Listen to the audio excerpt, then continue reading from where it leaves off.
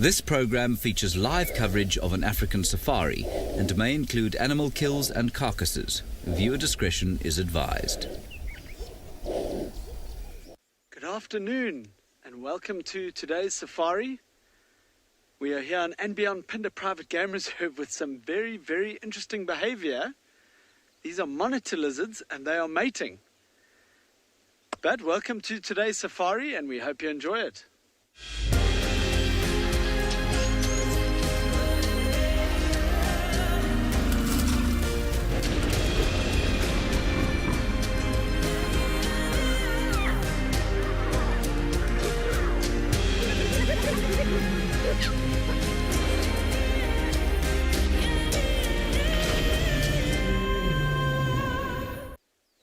Hello everyone and welcome to this afternoon's game drive. My name is Clive.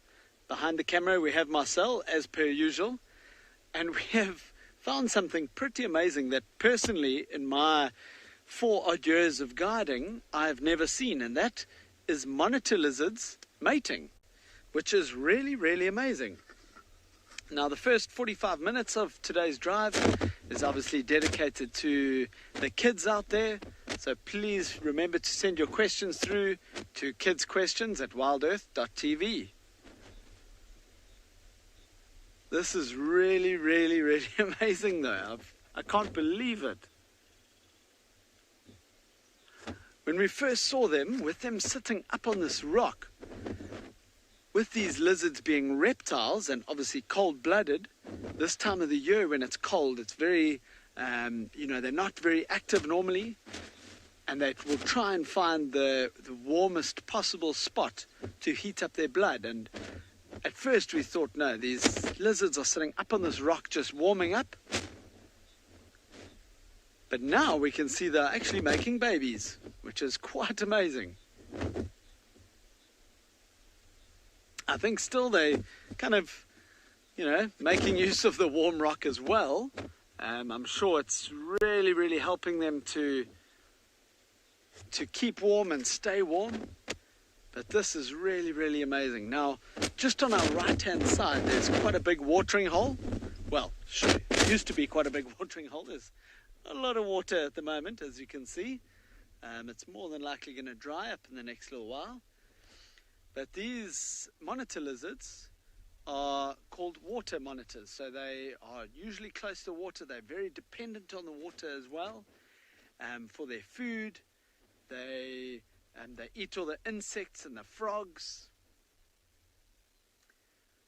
So they're very dependent on this water, which is probably why they're close by. And when this female falls pregnant, she's probably going to find a soft patch of soil close to here and bury her until they hatch. So it's going to be a really, really interesting time for these monitor lizards coming. But while we carry on our afternoon safari, we're going to send you across to James with some dwarf mongooses.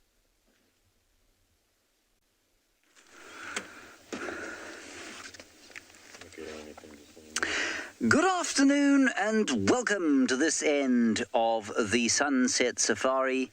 There we have got some dwarf mongoose. My name is James Henry. On camera is David, and it's so warm this afternoon that he doesn't even have his little gloves on. Let's go back to our beautiful dwarf mongoose over there.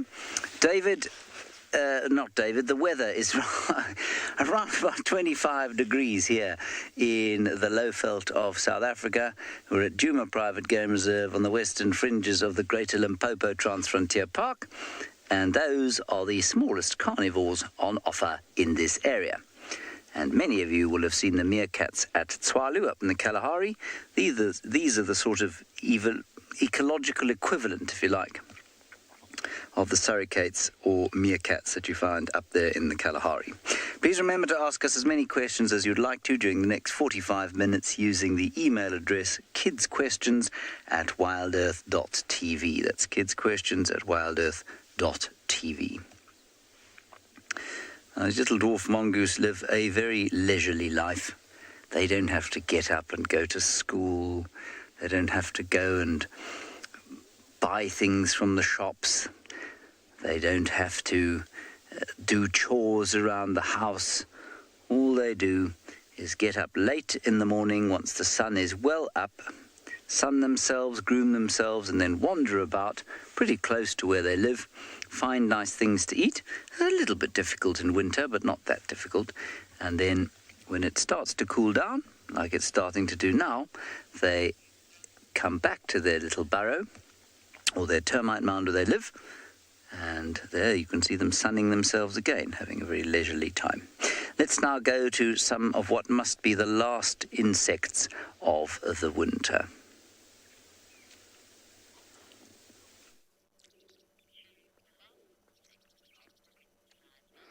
Good afternoon, everyone, and welcome to Djuma Game Reserve. James is correct. This is actually one of my favourite insects, and it's probably the last of the summer. Now we are well and truly into winter, and the butterflies around here have completely disappeared. My name is Lauren, and I do have BK on camera today. We are in Simbambili at this gorgeous pan, just admiring the butterflies. I have been looking for butterflies for quite some time now, and we have 1, 2, and 3. Now, what we mean by the last of the summer butterflies is that they have such a short life cycle. Very, very short, but they normally don't live longer than one summer, one season. And now that winter's here, I think these are spotted jokers. Now, I'm not quite sure what this pair is doing. Oh, it's not a pair. There's 3 of them. Now, they're not mating. This is not how butterflies mate. Or are they? I'm not entirely sure, since there's 3 of them. The top one looks like it's... I don't know. But if you look at their antennae, they're very long and bulbous at the end. And that is a sort of feature of a butterfly and not a moth. Ah, what a great start. My favourite animal.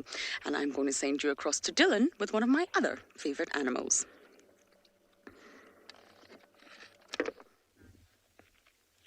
So super exciting. We've just bumped at least 4 cheetah. It looks like a female, 3 big cubs, sub-adult cubs. I don't even know who these individuals are. And the moment we pulled up, they started moving away. And that was even from quite a long distance. So I don't think, there you got 2 of them in frame there. 3, there's a 3rd one. But there's definitely 4 here. I don't know who these animals are. And they don't seem to be that relaxed. But this is just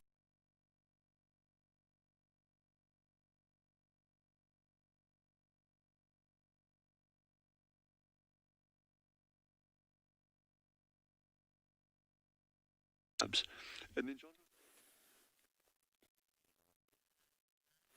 Good afternoon and welcome to a Pride Lens. We're at Ndlovu Dam with 3 elephant bulls just enjoying themselves on this lovely winter's afternoon. I'm kind of envious. I wish I was I wish that I was splashing about in the mud with them. And I'm sure that you all wish to do the same. My name is Taylor McCurdy, and on camera with me today is Khat. And like I said, we are sitting in part of Tswalu Game Reserve, which is part of the Greater Kruger National Park, and I'm going to stumble on my words for the rest of the show. This is going to be very exciting, but it's so good to have all the children from all around the world joining us today, and I'm looking forward to you sending your questions, so please remember to do that. But it's been a very busy day at Ndlovu Dam. Lots and lots of herds of elephants have come down to have a drink. It's been quite hot. But everybody has moved off, now just leaving 3 elephant bulls to splash about. Including my new favorite elephant bull on the left. You can see, maybe you can't see it, but he has got a collar around his neck. His name is Kumo, and he is one of the elephants that are being studied by Elephants Alive, which is really nice to be able to learn so much. One of the younger bulls has now gone down onto his knees into the mud wallow that has been created by elephants, buffalo, warthogs have been in there, but he's not satisfied with his footwork, and he wants to loosen some more mud, or perhaps he's just going for a face mask. That's also okay. Goodness, he's really shoving his head into the mud, isn't he? Careful, you might end up doing a headstand, or perhaps he's been watching some of the yoga channels that have been social media. I don't know about yours. Well done. That was very good. That's much better than what I've seen. Very impressive. Oh, the other one now going down as well, trying a different maneuver.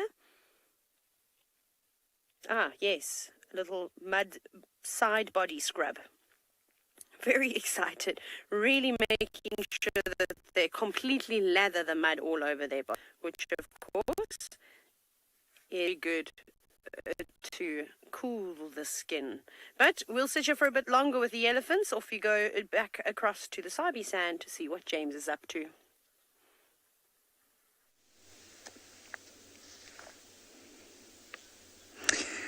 We have got a monitor lizard, a water monitor lizard. I think you saw a monitor lizard earlier today, but I'm not sure if it was a water or rock monitor lizard.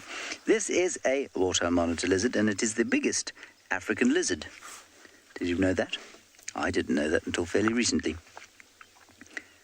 This particular example of a water monitor lizard is not the biggest African lizard, but his species is the biggest. Oh, David, quickly, look. There's a giant kingfisher. That's unusual for this area. Look at that. That's very special. That is the giant kingfisher. And he's just landed in the tree there. Now, it's not the best picture of him because he's not sitting in the open. But they're not common here. If anybody's watching in Australia, that kingfisher's about the same size as a kookaburra.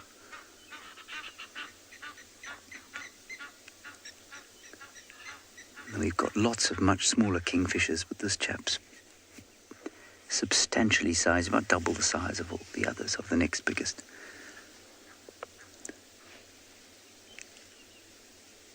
That's very special. And he's looking for a fish to grab out of the water. Cool. That's nice to see. Now, if we go back to our monitor lizard, we can answer Tyler's question, which is, what eats a monitor lizard? Their main predators are probably martial eagles, although they take the rock monitors more than they take the water monitors, but they take one of those. So big birds of prey. I suspect crocodiles, if they weren't very careful, would try and grab them. And they probably also have to be relatively careful of larger monitor lizards when they're very small. And maybe when they're small, I suppose big fish swimming around, and even something like a giant kingfisher or a stork would eat a small monitor lizard. But once they get to this size, not a great deal will try and have a go at them. We've also seen leopards eating them.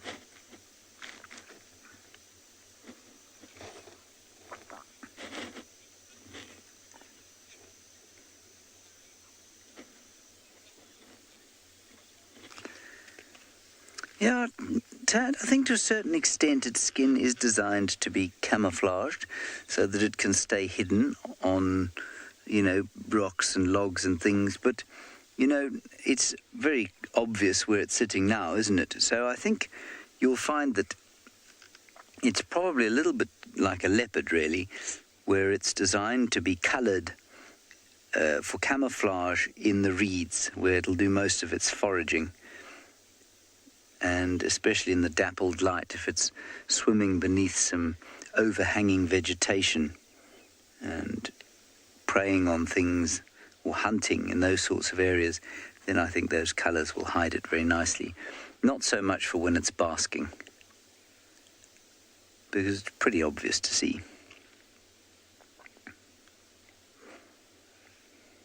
Unfortunately now he's hiding behind a tree. I wonder if he'll go into the water. I don't want to start the engine and move because I think that will make him jump off the log. I have seen him jump straight off this log into the water.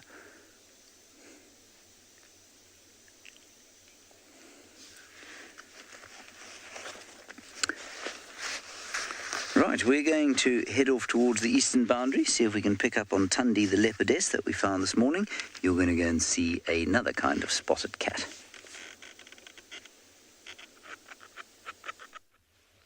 So these cats have actually just gone and settled down really, really nicely. They're very alert. That one in the distance there, yeah, that one, kind of keeps glancing towards us, but it's not overly stressed. Then there's actually two a little bit further away. We can just see their bum sticking out. That slight movement, so they're actually grooming each other.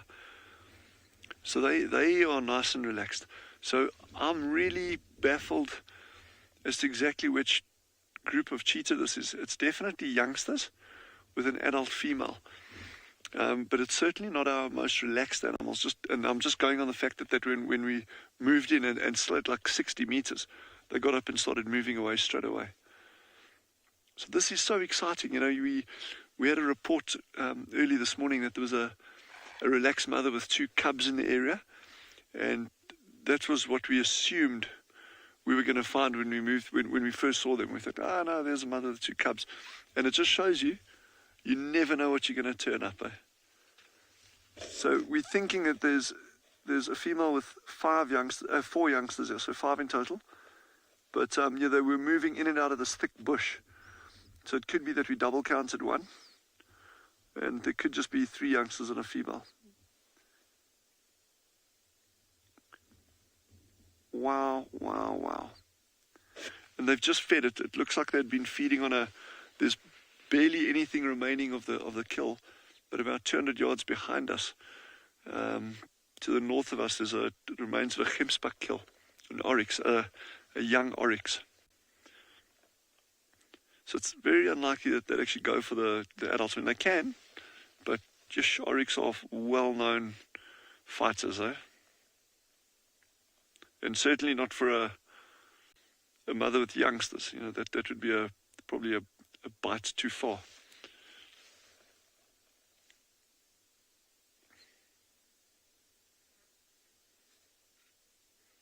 I wonder if a predator ever bites off more than it can chew. Thought for the day.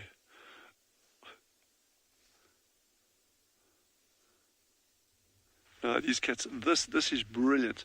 So sorry, Jeandre. I'm just shuffling there to Jeandre's horror. In terms of habituation, that's the one challenge on these massive areas with so few people on them. You can see animals that you don't know, you don't recognize. And because of that, you can get animals that actually are not used to the presence of vehicles and that. So when we get an opportunity like this, it's absolute gold. Yes, I'm chuffed about this, my word. It's the last thing that was on our minds when we left this afternoon, Jeandre. I think we weren't expecting to see cheetah like this, and that quickly. And normally you've got to put in a bit of work.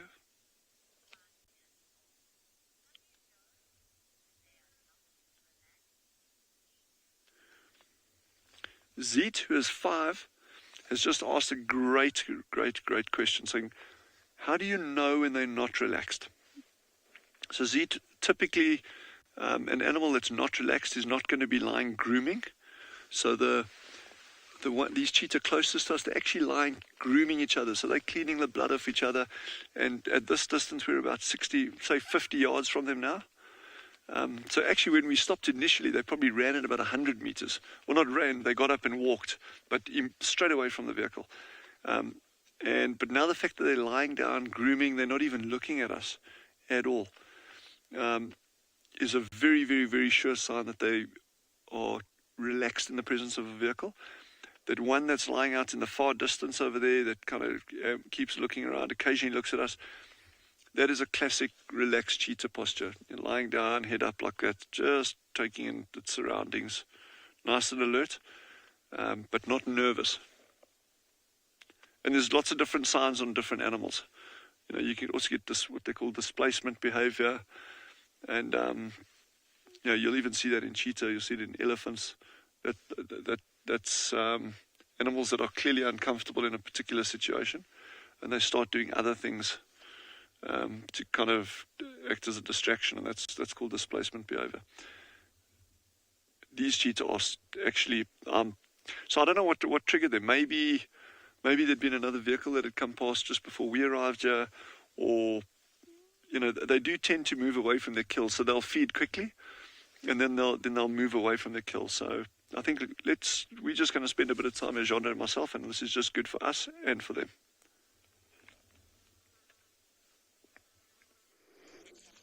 Can you turn my volume down just a tiny little? We have came across some buffalo. Lots of them, actually. We had a big herd of buffalo this morning as well, but I don't think it's the same herd because we're on a different reserve right now. And it's a breeding herd. And what we mean by that is there's females with offspring, males, and buffaloes of all ages. They can be quite reactive to cars. Sometimes they get a little bit nervous. Let's see if we can go forward, Beaky, and get a little bit of a better look.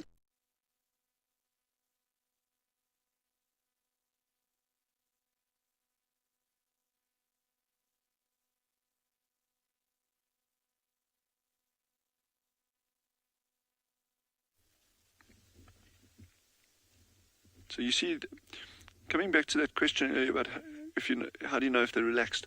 So you see, there we go. When it lies down like that, then you know it's nice and chilled. And just look at that belly. That belly is nice and round. And when we went past the gemsbok, there was next to nothing left. We can actually have a look at there again later. But on a group like this, a young gemsbok doesn't go far at all. And you can also imagine that they catching things like steenbok, grey duiker, impala. So all these sort of medium-sized and small antelope between, let's say, 4 cheetah. I mean, it's not going to go far at all. And the other thing now that it's dark moon now at Tswalu, so there's just a tiny, tiny, tiny little sliver of moon. Otherwise, the nights are pitch black here, apart from starlight.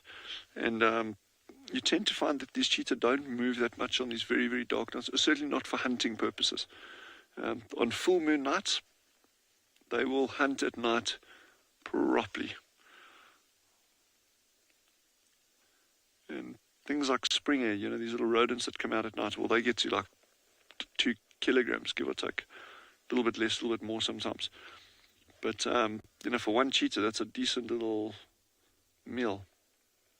Yes, I'm so pleased we got these.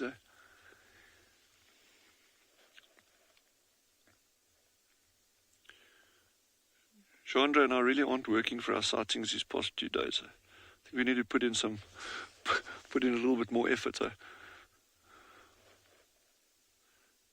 I still feel like half bad about seeing that praying. I still feel like half bad about seeing that praying mantis the other day on the open sand. It's like you get the impression that it was placed there, but we really had nothing to do with it.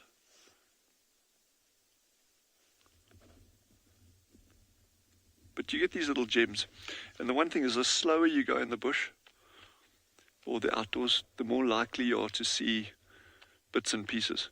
It's not about covering as much ground as you can. There's other ways of doing that, It's about going slowly, carefully, looking for little things. Hey, that cheetah's having a good roll. There you go. You can see him better now.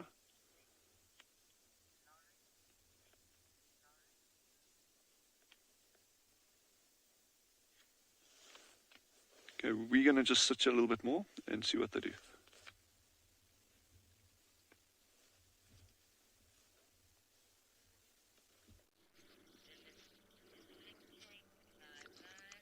Sorry about earlier, everyone. We are still with our buffalo-shaped roadblocks. We can't actually go very far when there's all these buffaloes surrounding us. And I think some of them are just relaxing. You tend to find big herds move together, but they're very, very water dependent. So they will move from area to area in search of water. They drink water regularly, and believe it or not, an adult can actually drink up to 35 litres. Think of your big Coke bottle at 1 litre, times 35 of them in one sitting.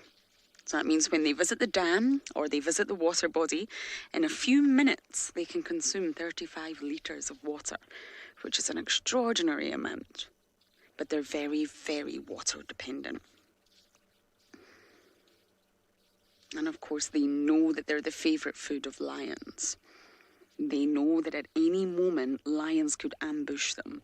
And that's why they are quite nervous around vehicles. The older buffalo can be, well, very grumpy, especially the males. Sometimes the males go off on their own. They're older, most likely injured, and a bit cranky. And we call these ones the dagger boys. But here in front of us right now is a mixed breeding herd. So I don't think anyone's too grumpy.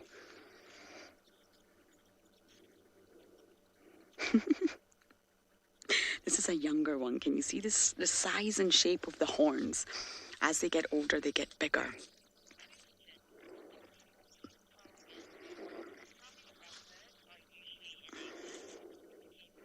Mackenzie, you're 12 years old and you're asking how many buffaloes are normally in a herd. We actually use the word herd as the collective noun to describe a group of buffaloes rather than a pack.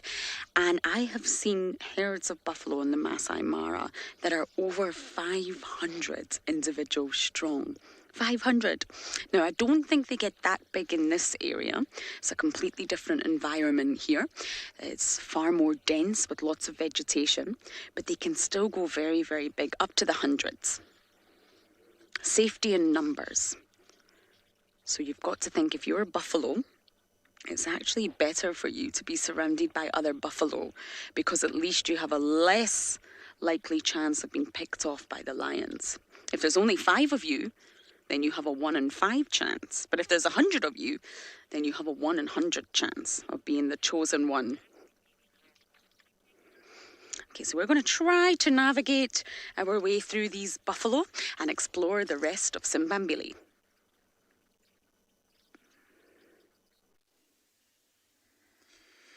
Good afternoon, everybody, and welcome to andBeyond and Ngala.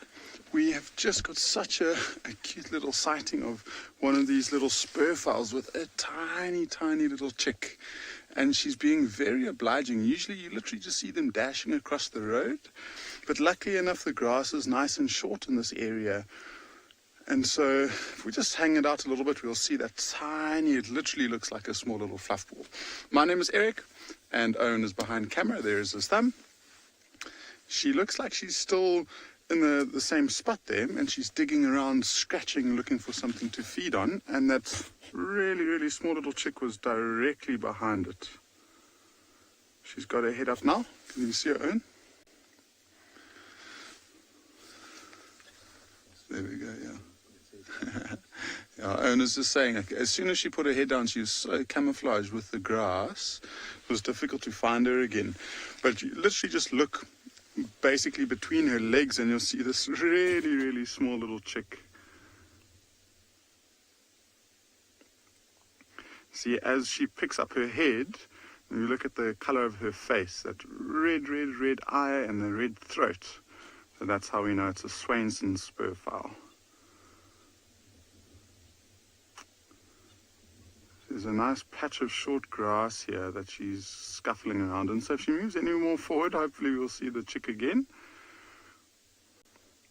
And unfortunately, just one. I mean, usually these spur fowls will give birth to sometimes up to 10 eggs at a time.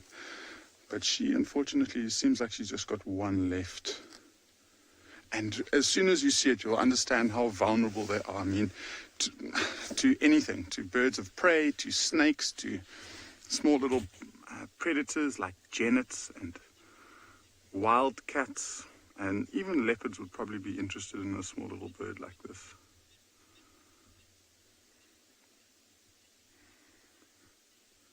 Yeah, she's coming.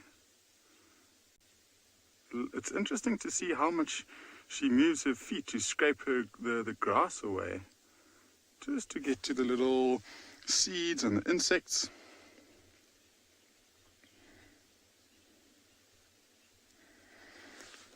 Okay, so we might just stick around here to see if we can show you the small little chick again. But in the meantime, we'll send you across to James, who's got another mother and youngster.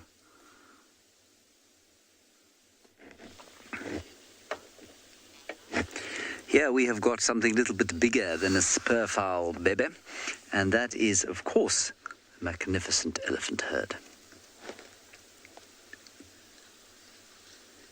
They're spread out throughout the woodland here on the banks of one of the streams that flows through Djuma.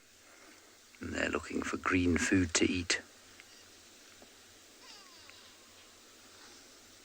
And quite a few of them, I'd say there are about 12. Most of them have passed through this area and they've gone into some thicker bush. I'm just going to go a little bit forward because we might get a look at the big bull. I think it's a big bull flapping about a little bit further in the bush there. Can you see him there? Yeah. No, it's a cow. It's a big cow. Here she comes.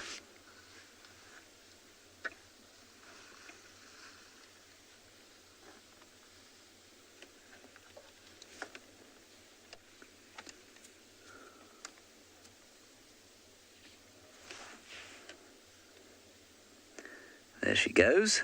And then there are a couple more in front of us now. There's a little one who's grazing or browsing precariously on the banks of this tributary. There we are.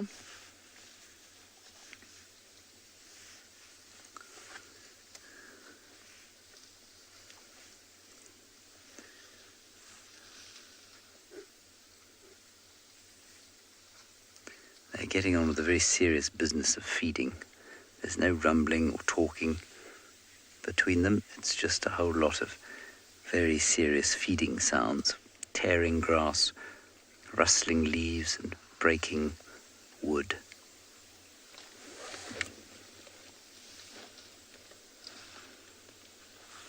I think they've also been digging in the sand in the stream behind us, where there's no running water, but there is water beneath the surface.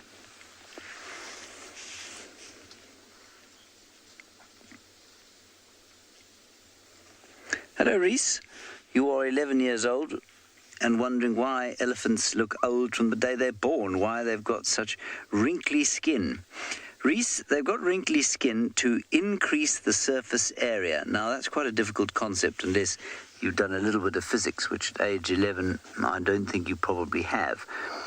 But what it means is that they've got more skin than it appears they need, if that makes sense. And how that helps is that it allows them to lose more heat more easily. Now, the reason they need to do that is that they are very big. And because they are so big, it's quite difficult for them to cool down when they have to. It's quite difficult for them to warm up as well if they get very cold.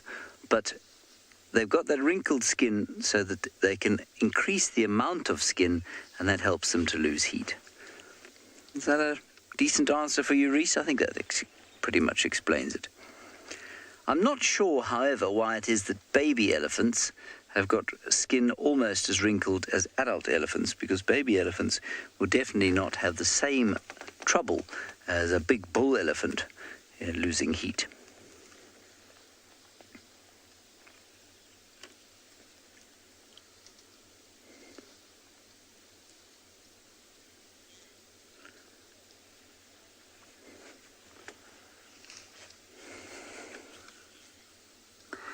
Julianne, you're just 4 years old and wondering how on earth you know the difference between a boy elephant and a girl elephant.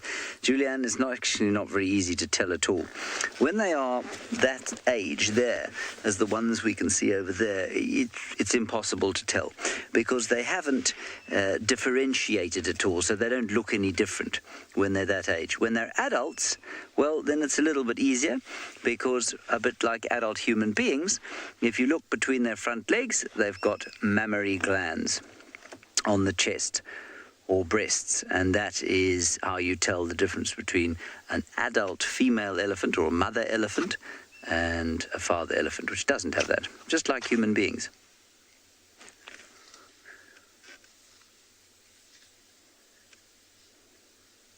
But when they're little, nah, not possible to tell.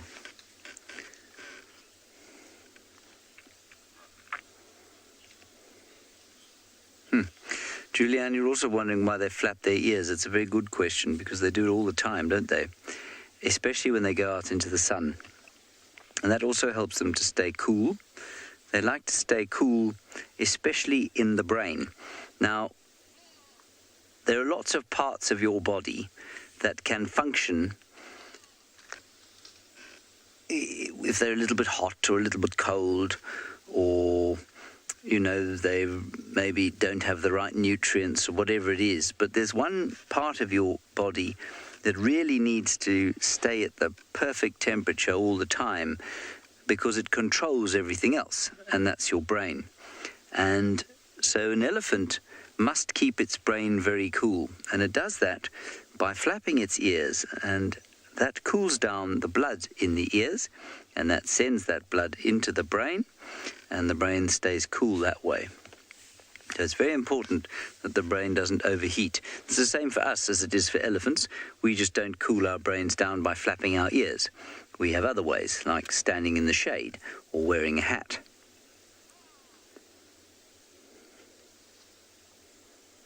But in any animal, if the brain overheats, that's very bad news. Everything else will start to shut down.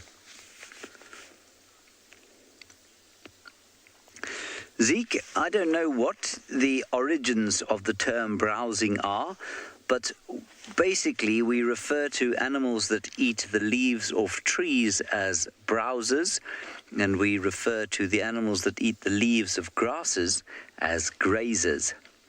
And I don't know why or what so I'm going to teach you a fancy word now. I don't know what the etymology of the word browse is. So etymology is the study of where words come from. And I don't know what the etymology of the word browse is, I'm afraid. But we say they browse because they're eating trees. And an elephant is a mixed feeder, so they browse and graze.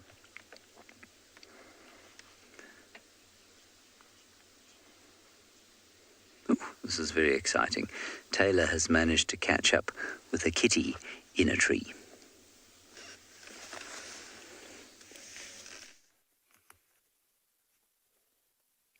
We have indeed, but I must warn you that if you are afraid of carcasses or blood, then you might want to look away, although it is quite adorable because there is a little cub in the tree that is feeding on the Dacre carcass.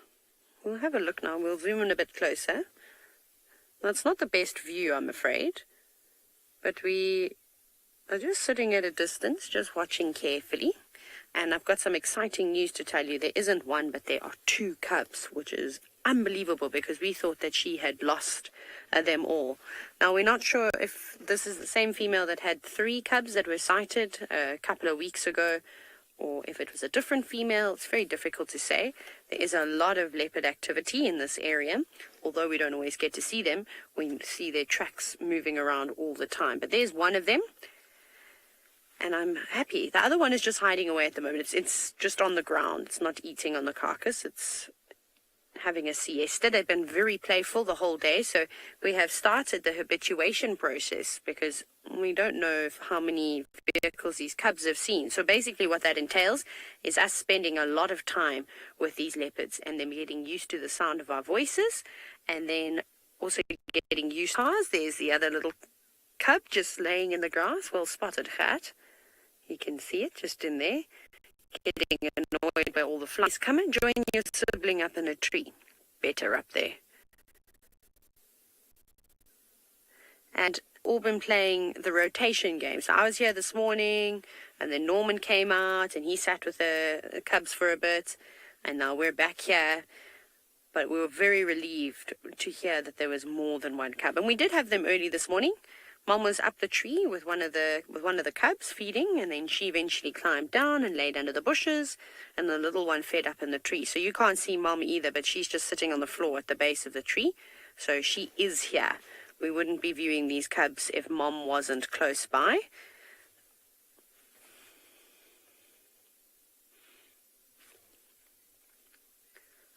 Iris, normally leopards only have about 2 cubs, but they can have 3 or 4, but it's, quite uncommon. So normally 1 or 2 is the amount that we typically see. And this female leopard is a young leopard. She's not very old. So we did some digging, a couple of us. Thank you to Ryan Thompson for all the photographic evidence. He's been driving around in Jijani And then James Richards has also been helping. But it's a female leopard, so there she is. There she must be eating some of the stomach content, or at least something.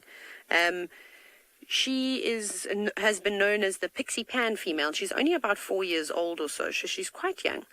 So this might even be her first litter. You can see how she's scraping the ground now. So she was. I think the stomach had fallen out. It was dangling from the daycare this morning, and it's dropped to the floor. So she's being a very good mom. She knows there's been lots of hyenas and things around, and she's got 2 little cubs. So she wants to hide the scent. Oh, there she's contact calling. She was just calling the other little cub has gone wandering. She's saying, stay close by. So now she's just going to cover that with sand and all the vegetation to help hide that smell. But the hyenas know that there is a kill here and that it is up in the tree. They're waiting for all the little bits on the floor.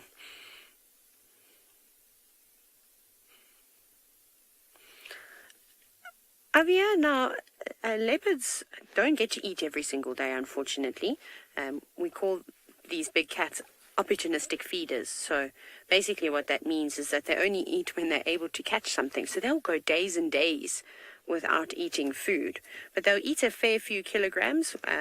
So basically these leopards have just been continuously feeding. She's calling the cubs the mom now. She's making some grumbling. Okay, maybe you can hear them. So she'll eat. They've just been eating the whole day, and they'll eat until there's nothing left. There isn't much left on the carcass now, but there's still something. The little cub is coming out. I think it's going to climb up the tree. Yeah, it's going. Oh no, going back to where Mom was. There we go. Little cub is looking up. And that's typical for for leopards just in general. When they decide which tree they're going to go up, it's always nice. You watch them and they'll look up as if you go, which is the best route to take? And now if you're a little leopard like this, oh, it's precious. Look at the other one is sitting out on the fork now. Now, young Julianne, who's only 4 years old, you've inquired about why do leopards climb trees? Oh, look at that. You are so cute. Isn't that precious? So it's very important for leopards to be able to climb trees, and they're built to climb trees. You've seen they've got those lovely long tails. They've got well-built shoulders, but they're not too big and bulky like lions. So it means that they can be quite agile in the trees. And one of the things that leopards do to sort of help them survive out here is that they'll take their carcasses, their food, up into trees to hide them from lions, from other leopards, from hyenas especially, which is really awesome. So they spend a lot of time up in the trees. They feel quite safe up there and very comfortable, even when you're only a few months old. Look at those big bellies. So one of these little cubs is a female. I think that's the female there. I haven't seen the sex of the other cub because yesterday I thought that there was just the one. I don't know where the other was. Mom must have had it hidden away somewhere. Or maybe it was just even further up in the branches of the tree and we didn't see it. Oh, full belly. Probably exhausted now, all sprawled out. And pretending to be a big leopard and now licking its paws. Are you going to climb down and go and join your sibling and your mother? Yes, now watch this. Oh, full belly. Hasn't quite got the technique yet, so it's going to probably slip and slide. There it goes. Easy does it. Just doing this step by step. You can see holding on desperately with its claws. It's definitely put its claws out. Now, there we go. You can see it. Luckily, it's a knobthorn. It's got some nice bark. Oh, hold on. Yes, we're watching you. You're being very graceful. Not too far from the floor now, so it's okay if it plops out onto the ground. And did the fireman sort of sail down the trunk of the tree. Well done, you'll get better at that. But I hope that all of you, or all the children of the world, enjoyed today's show. It sounds like you've had an exciting day, and I'm glad that we managed to get you some leopard cub action too. But we'll see you again tomorrow on the Sunrise Safari. WildEarth relies on support from viewers like you to carry on broadcasting our daily live shows. A small donation goes a long way in helping us on our mission to connect the world with nature. Please visit our support page to see how you can help and become part of the WildEarth family. That was really cool. I wish I had my camera. We are watching a fork-tailed drongo having a conversation with a huge elephant bull. I think the fork-tailed drongo is winning this debate here. They are not scared. It keeps bombing the elephant, and of course, he's just waiting for any sort of delicious delicacy that might be upturned by the elephant walking across the grass. This is my first elephant I've had in a while, and it's magnificent to see a big bull like this in the open clearing. He's completely alone and he's huge. He doesn't appear to show any immediate signs of must. A lot of the elephant activity has died down of late. And I don't think he's in must, but I want to get a better look at him once he pops out from the other side of this termite mound. Or maybe we should drive forward. What do you think, Beaks? Okay, I'm going to go a little bit forward to give a better view of this boy.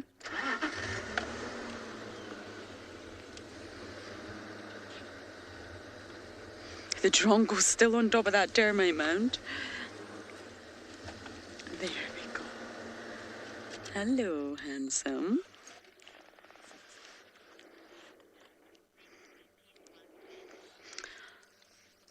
He is huge. From what I can see, as we're going to get a view. Yes, if you look at his left ear, it's very tattered. I think he's an older bull.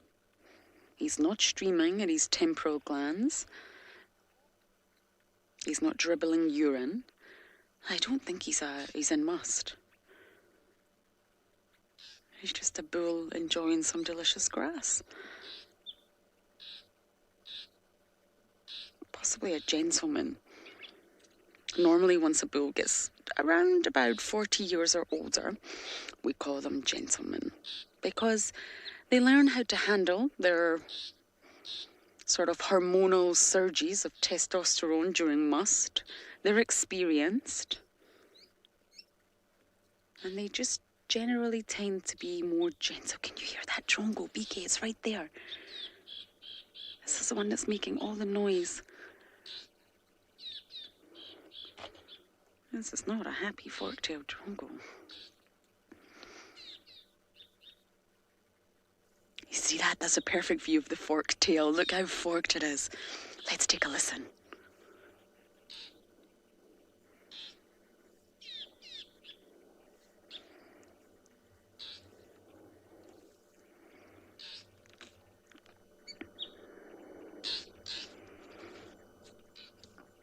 That's why there's two of them. I wondered why it was noisy all of a sudden. It was just perched in that russet bush willow because there's another fork-tailed drongo trying to take over this elephant. Clearly it's very possessive over this bull.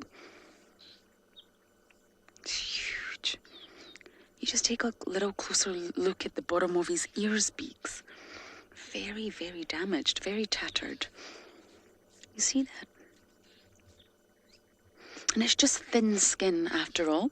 There's only cartilage at the very, very top to maintain its structure. Otherwise, the ears are just very thin skin and they can tear so easily. And they're so thin to allow for heat loss. An elephant's ears can actually release up to 75% of the heat. But on a cold day, because it's winter, they can actually hold their ears very, very close to the body, and this is actually a way of conserving heat. It's amazing. Thermoregulation through ears. But the reason they're so large, especially for African elephants, much bigger than Asian elephants, is because they constitute 20% of the elephant's surface area. And that's exactly why they release so much heat. I think we're going to try and stay with this Ellie bull a little bit longer and see what he gets up to.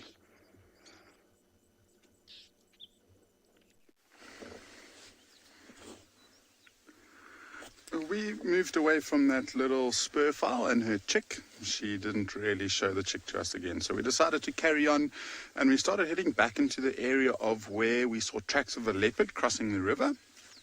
And then we saw vultures that looked like they were almost dropping down into the trees. And we even saw a hyena crossing the river. So we thought that's pretty promising signs for us. And then what could have been even more promising were these two eagles that were in the tree. And these eagles, if you look at them, very, very brown in color, quite mottled, and they're called tawny eagles. And we got quite excited because these tawny eagles are sometimes one of the first birds that are around a carcass that's seen, and then the vultures follow it.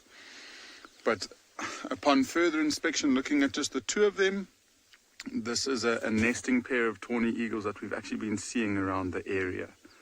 And so it looks like the two of them are just sitting in the tree, probably just waiting for the sun to go down before they return back to their nest, which isn't too far away from here. It's quite close by, actually. It's just a couple of trees over to the left, I think. But there's not too much more, in my opinion, majestic than a big eagle, and especially a pair of them sitting on a big branch like this. There's just something about their look. It's always quite special. See, I mean, how big that tree is and how they stand out. You can just see those two very tall shapes at the top of the tree over there. And so these birds will be predominantly looking for things to scavenge and hunt. And they're pretty unselective, so they can feed on pretty much any sort of carrion or any meat that they can find.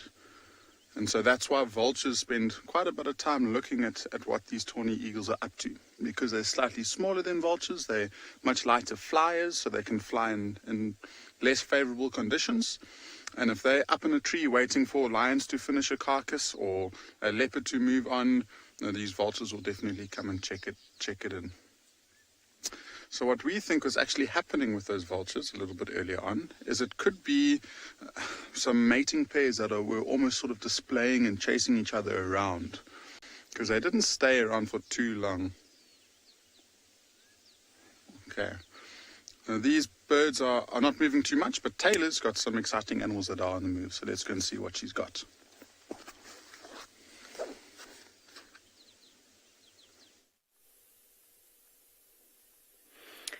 Oh, nice to see birds in the sky. So we're still just sitting here. Ooh, sorry, I've got all sorts of flies buzzing about my face, as this leopard has around her ears. So that is the mother, and this is what we hope. Well, I don't know if the names will change. This is just the names that have been given to her, so they could change at some point, but for now we will call her the Pixie Pan female. And obviously, this is my second time seeing her. She's fine. She's actually not too bad with the vehicles. You can imagine she's a little bit protective with young cubs. I think this could be her first litter. I don't know if she's had cubs before. It's difficult to tell because, like I said, she's only just coming into her 4th year now of life. So she's won't be a very experienced mother. It must be so difficult for her out here with so many hyenas around, because there are plenty. And I'm still confused as to where the second cub was hiding last night. I'm just trying to think, did I miss it sitting in the tree somewhere? I mean, it's quite a big knob thorn with lots of branches, so, or was it just tucked away under another shrub? You can see one of the cubs just moving off there. Bizarre. Anyways, that's not the first time that her cubs seem to do these little disappearing acts. Oh, she's also rolling over. The cubs must be so full now, having something to eat, and then, of course, I'm sure still suckling, but maybe giving Mom a bit of a break. She's lovely. Now, she's got a very unique pattern above her left eye, which hopefully, if she does turn and the acacia tree is not in the way, we'll be able to see quite nicely. going to be in the way. But you'll see that's what we've been using to ID her. And then she's still got tatty ears, not super tatty, but she has got some nicks in them. Almost impossible, we can't see the left side of her face. But we'll worry about that at some point. We'll definitely be posting pictures of some great ways to ID her once I get a clear shot of her head. So if she would be kind enough to come and stand out in the open at some point, that would be much appreciated. It's nice to use the screenshots, but they just... What is that sound? Sorry, I'm just taking my earpiece out. Maybe it's a bird. It's like this weird, really, really weird, high-pitched sound. Sorry, I've just took my earpiece out for a moment. I got excited. I thought it was maybe a wild dog, but it's not a wild dog. At Tawny, it's not uncommon for leopards to have blue eyes, that's for sure. You kind of see a variation of a greenish color to the lighter blues. I suppose it's maybe as special as humans having blue or green eyes. You know, typically you see people with brown eyes, and then out here we have leopards that have more golden colored eyes.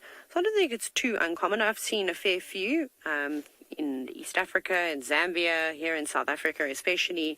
But they are special. I mean, there's something quite gorgeous about a leopard with light-colored eyes, especially if you catch the right light. But they're not super blue. They're definitely much lighter in color. Trying to think, I don't think any of the leopards that you see in the Sabi sand have got blue eyes. Tandi's one of her sons, he had sort of the lightest colored eyes. Otherwise, everybody kind of had golden eyes, if I remember correctly. She won't put her head down. She doesn't want to relax. And it's just because her cubs are wandering. One of them has ventured off to the other side of her and was, you know, just sort of climbing about on some of the bush willows. I can't see it anymore, but the grass is so tall here. We're really fortunate to have the cameras and to have the camera sitting high up like it is. Otherwise, we wouldn't see a thing. If I could show you what I see, I basically just see the tops of her ears from where I am. So it's really nice that Gert is sitting a little bit higher up and can see over the tall grass. And this is the difficult thing, is that everybody's so excited about seeing leopards and seeing leopard cubs, but the reality is you don't get to see such a nice view of them all the time during this habituation process. You normally would see what I just described to you. But I suppose that's just one of the many wonderful things that you'll get to experience while on these live safaris.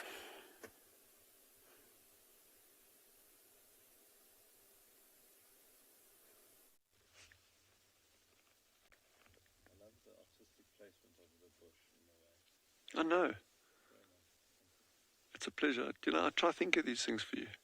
Because if I don't, you won't. Huh? If we're alive, we love you all. So this little Jax is at the carcass now. We were just saying, if we laugh, we love you all. And then they came straight to us. We had a moment, we treated ourselves there. That was quite funny. But, yeah, so anyhow, these cheetah now, they're about 300 meters due south of where we are now. And these jackals, they've been kind of hovering in the background the entire time without coming in because of the proximity of the cheetah. But at least Jandre and I, we kind of finally figured out, yeah, it is a mother with 3 big cubs. Yeah, well, no, yeah, not big. They kind of just under sub-adult cubs. So they've left very, very little on this carcass for this jackal. But we really thought there were five cheetah when we went in there. But anyway, unless we're still missing one. But so as they've moved further south, these little jacks are starting to come in and say, yeah, okay, cool. There's a nice meal there for us.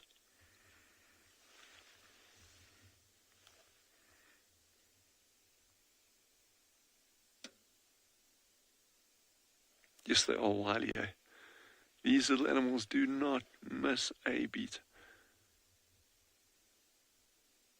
And there's a reason for that. I mean, they're small animals. They can fall prey to pretty much anything out here.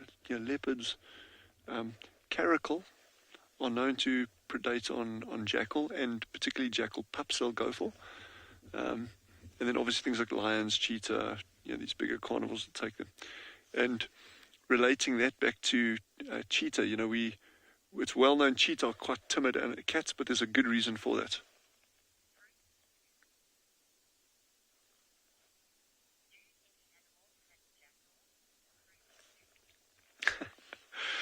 Fruit Loop has just asked, do any other animals hunt jackal? And they do. You'll get things like caracal that will kill jackal, and especially the youngs, the pups.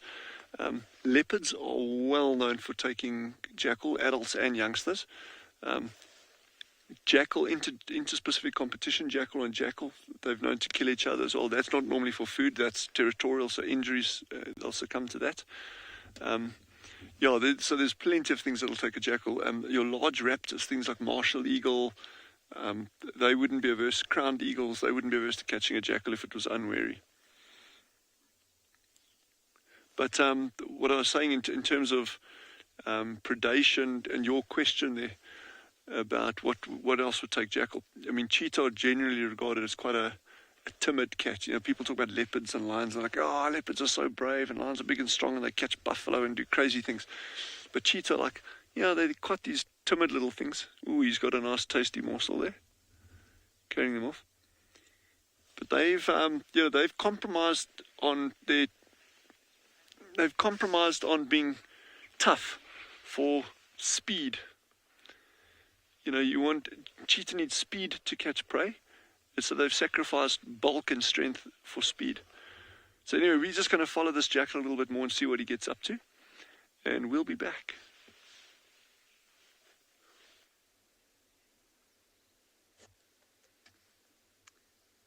Welcome back to andBeyond Phinda Private Game Reserve. And we have found something really, really special. Well, actually, I'm taking credit for it. Someone else found it, but there are 2 black rhino ahead of us here, which I'm sure a lot of you know are very, very rare animals nowadays and extremely hard to find. And so this, especially for us, is really, really special. So for some of you who might not have watched too many of these, or maybe never been on safari before, or never seen rhinos, the difference between the black and the white rhino is first and foremost what they feed on. So these black rhino are browsers, which means they feed off of trees and little bushes and herbs. And so there's not many trees around here, but there are quite a few little bushes close to them. And to tell from a distance so that what they eat gives rise to the first big difference between them, which is the shape of their mouth. Now this black rhino, if we get a good view when it's looking towards us, have a look at its mouth, and you'll see that it's very pointed. It's got like a pointed lip in the front, whereas a white rhino, being a grazer that eats grass, has a very big, wide, square mouth that they use to get right down to the ground. But another big difference, and a good way to tell from far if you see a rhino, whether it's white or black, and especially with the side view like we've got now, if you look at either of them, in the middle of their back is a big, like, saddle. It dips right down. Whereas a white rhino's actually got quite a bit more of an extra hump in the middle of its back almost.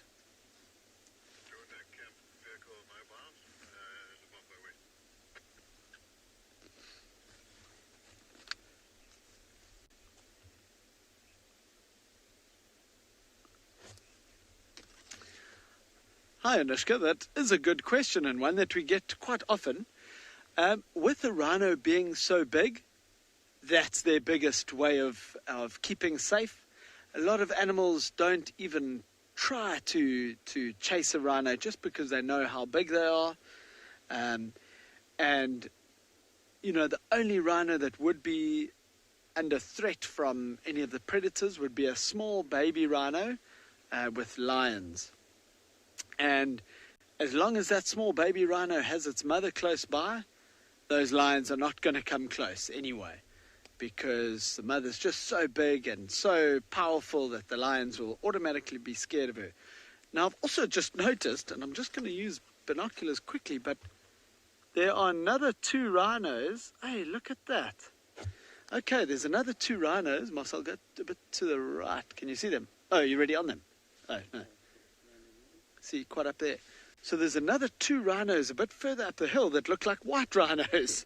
So it looks like in one view here, we have white and black rhinos. Now, straight away, those ones further up on the hill that you're looking at now, have a look in the middle of their back and you'll see that extra little hump that I'm talking about. You see that little extra hump in the middle of its back? Okay, so they're probably a bit far away to see the shape of the mouth, which is that big other difference that I told you. But it's really special to see both of these different types of rhinos now.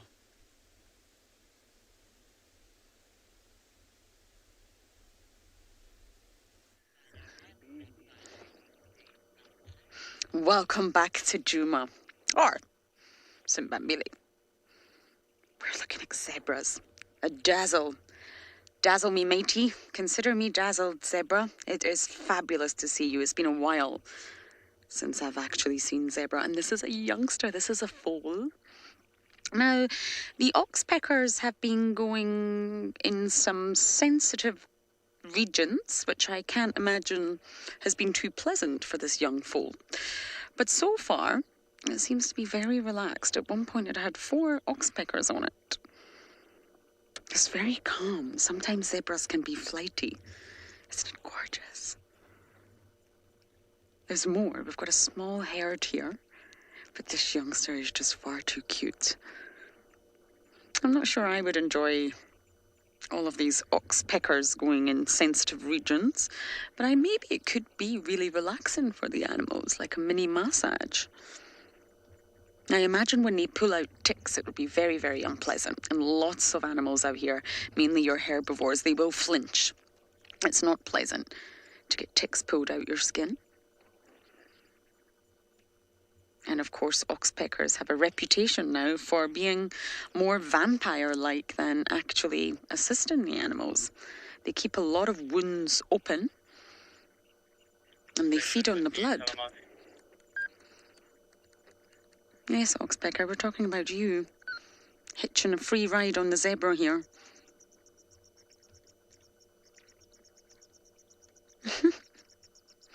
I think this zebra's real.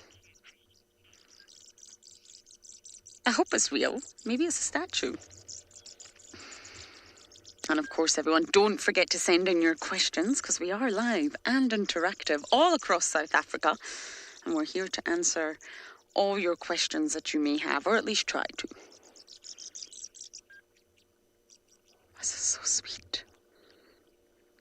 And there's lots of science and studies going into the black and white stripes because it's so against the grain of sort of being in an environment like this. And it really does have thermoregulation properties. So for zebra, because black and white, they're not really colours, I guess, they're shades, absorb heat differently. Black absorbs, white reflects.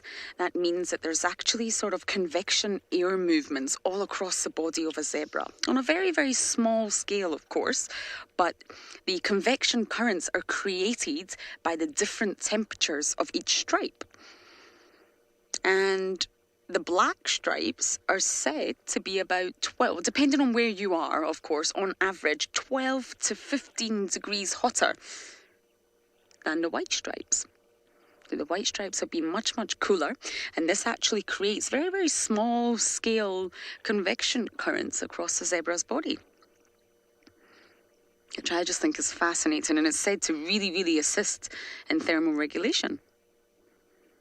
It's actually said, just like the elephant, it's said to disperse up to 70% of the incoming heat.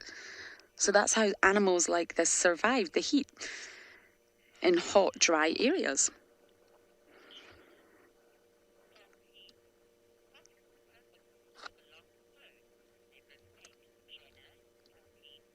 Jenna, you're asking about the hair on a zebra's neck. Very similar to a horse. and it's just the hair on top of the heads. It normally stands very, very erect like this. Oh, the oxpeckers are now going in the ear. Ouchie. I can't think what's worse. Makes the animal look bigger, fiercer, but if you're ever wondering if a zebra's unwell, there's a sort of key feature that you can look at, and normally when a zebra's really not feeling well, the hair that stands upright will actually flop over to the side, and it's a good indicator that that particular individual is really, really not well. So most mammals that have hair sort of standing up on their head like this, it actually makes them look bigger. It makes them look more fierce, just like hyenas. It gives an optical illusion of being a little bit bigger. It's very, very similar to a horse. It's a great mohawk. This little foal is rocking it, finally moving. It's not a statue. I can count 1, 2, 3, 4 oxpeckers. 4.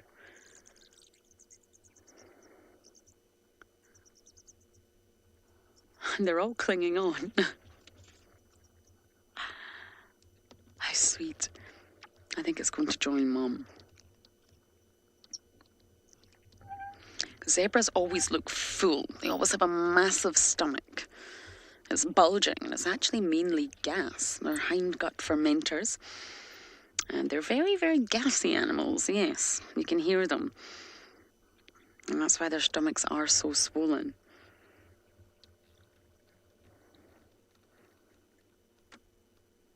It's so lovely to see zebra again.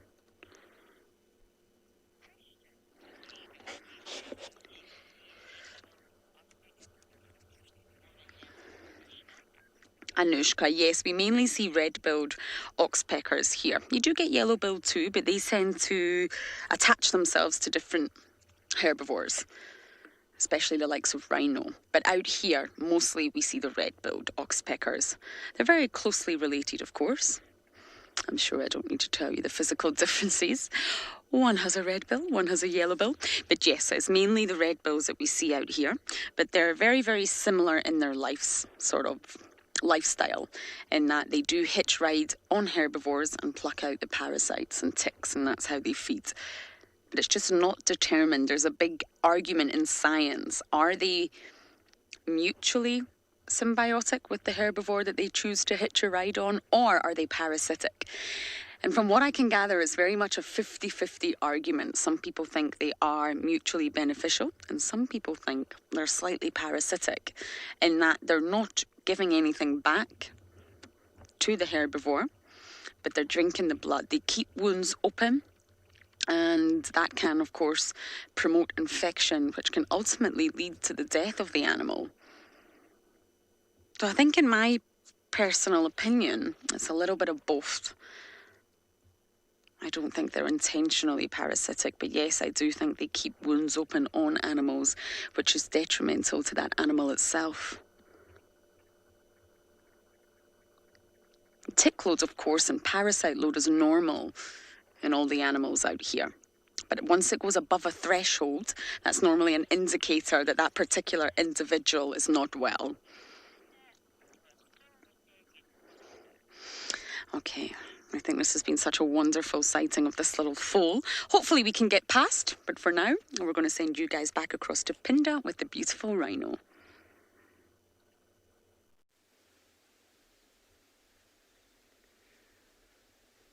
Welcome back to these black rhino with us again. The sun is starting to go down a bit. The light is becoming more soft, and it's actually really perfect on these rhinos now. As you can see, the one on the right is quite a bit bigger than the one on the left. And what this pair is a mother on the right-hand side, and her, quite old now, but her calf on the other side of her. Now that calf must already be, you can see it's even almost the same height. It must be a good probably around about 2 years old. But already growing quite big. Now, also, just when we first found them, we were talking about the shape of their noses, or their lips, should I say. And with them facing us now, this is a really perfect opportunity. Have a look at how that lip just goes down to a point in the end. And what that does is it really helps them just to grip hold of the branches that they're going to be feeding off. And their lips are quite long and they move around a lot. And they can pull it right back into the teeth. Because if you have a look at the skull of a rhino, the teeth are actually quite far back. So they have to pull the branches in quite far to be able to chew them.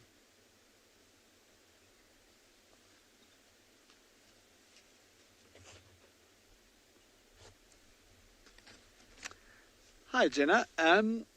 So a female rhino in her lifetime, she can live up to about 40 years old, and she will have a calf every 3 years. So she would probably, also it'll take her a few years to become active and be able to have young babies. But I would say she will probably have at least 10. Possibly even 1 or 2 more, but probably around about 10 or so calves in her lifetime.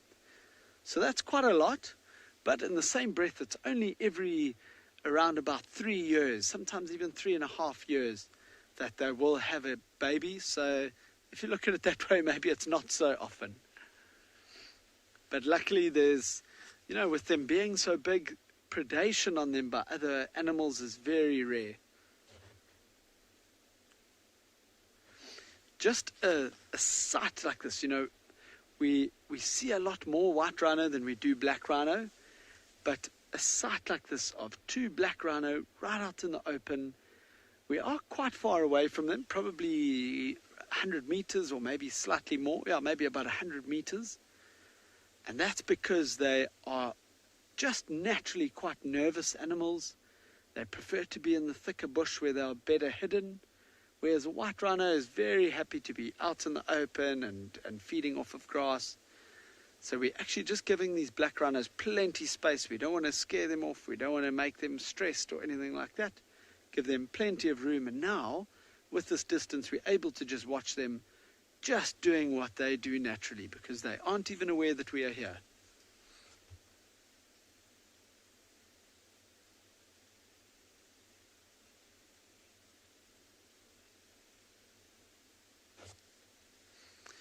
Well, just like we're watching these rhinos at quite a distance, we're going to send you across to James quickly, who's watching some elephants also from a bit of a distance.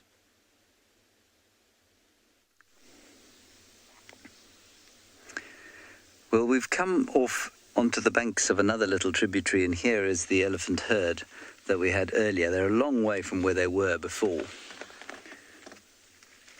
And we were hopefully searching for Tawny. Now, Tawny the leopardess is, or was, left in this block where the elephants are this morning by another guide from the area. We have had no luck with their tracks at all, so we'll just enjoy the elephants, I think. I thought for a moment that they were going to head off towards a waterhole nearby, and they seem now to be heading up the banks here. Now, if they come across the leopard, they'll make a loud trumpeting noise.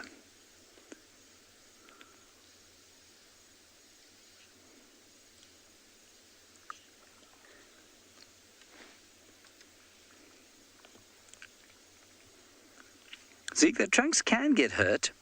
They also can lose them. And you do see elephants with half a trunk or a third of a trunk missing, sometimes even more than that. And that's normally from an injury inflicted by a human being. So sometimes people put wire snares out, and that's a piece of wire that's out to catch something like an impala so that that person can eat the impala. But often it'll catch something like an elephant, and the elephant's tusk or trunk can then actually be cut off almost. But it's very unusual. So it's not often that that happens. All right, let's first follow them.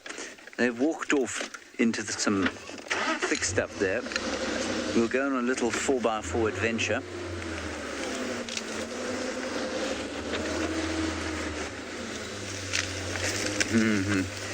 That's a good question, Susan. The elephant's trumpet, Susan, comes from its nose. So it's from the trunk. Comes from the trunk. But they scream out of their mouths, and a lot of people don't realize that if they haven't heard them do it. They make a loud screaming sound out of the voice box or the larynx, and they make that low, deep rumbling sound out of the larynx as well. But when they make that loud trumpeting noise, that comes them bring air through the nose.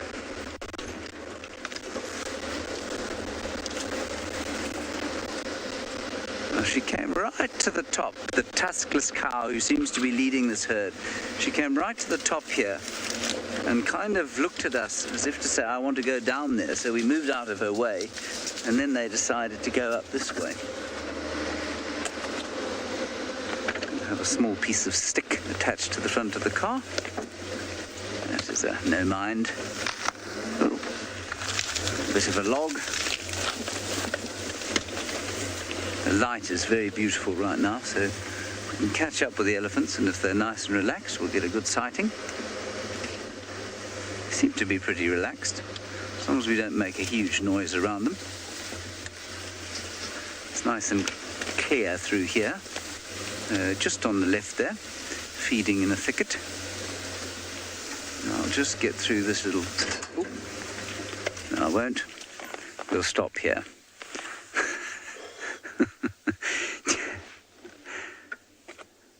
Sorry, my dear. I do apologize. I didn't mean to make a noise like that.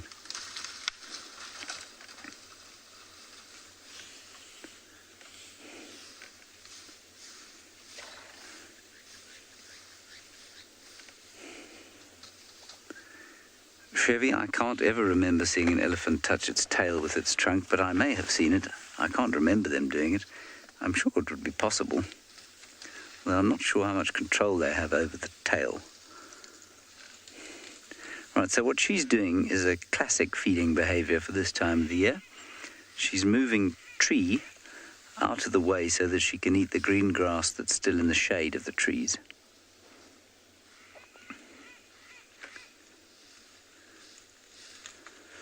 Now, I think the grass is preferable to them in many respects because it doesn't have... She's just hitting away the dry stuff now and trying to get to some wet grass. It's a little bit easier to digest because it doesn't have the same chemicals in it that many tree leaves have.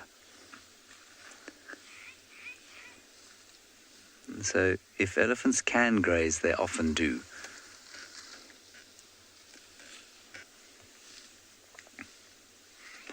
There we go, now throwing off some dust.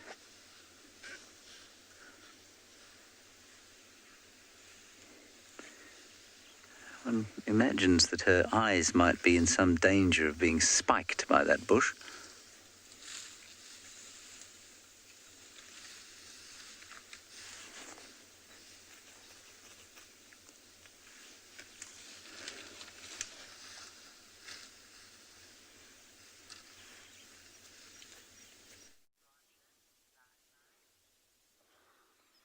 We just stopped with this magnificent giraffe bull.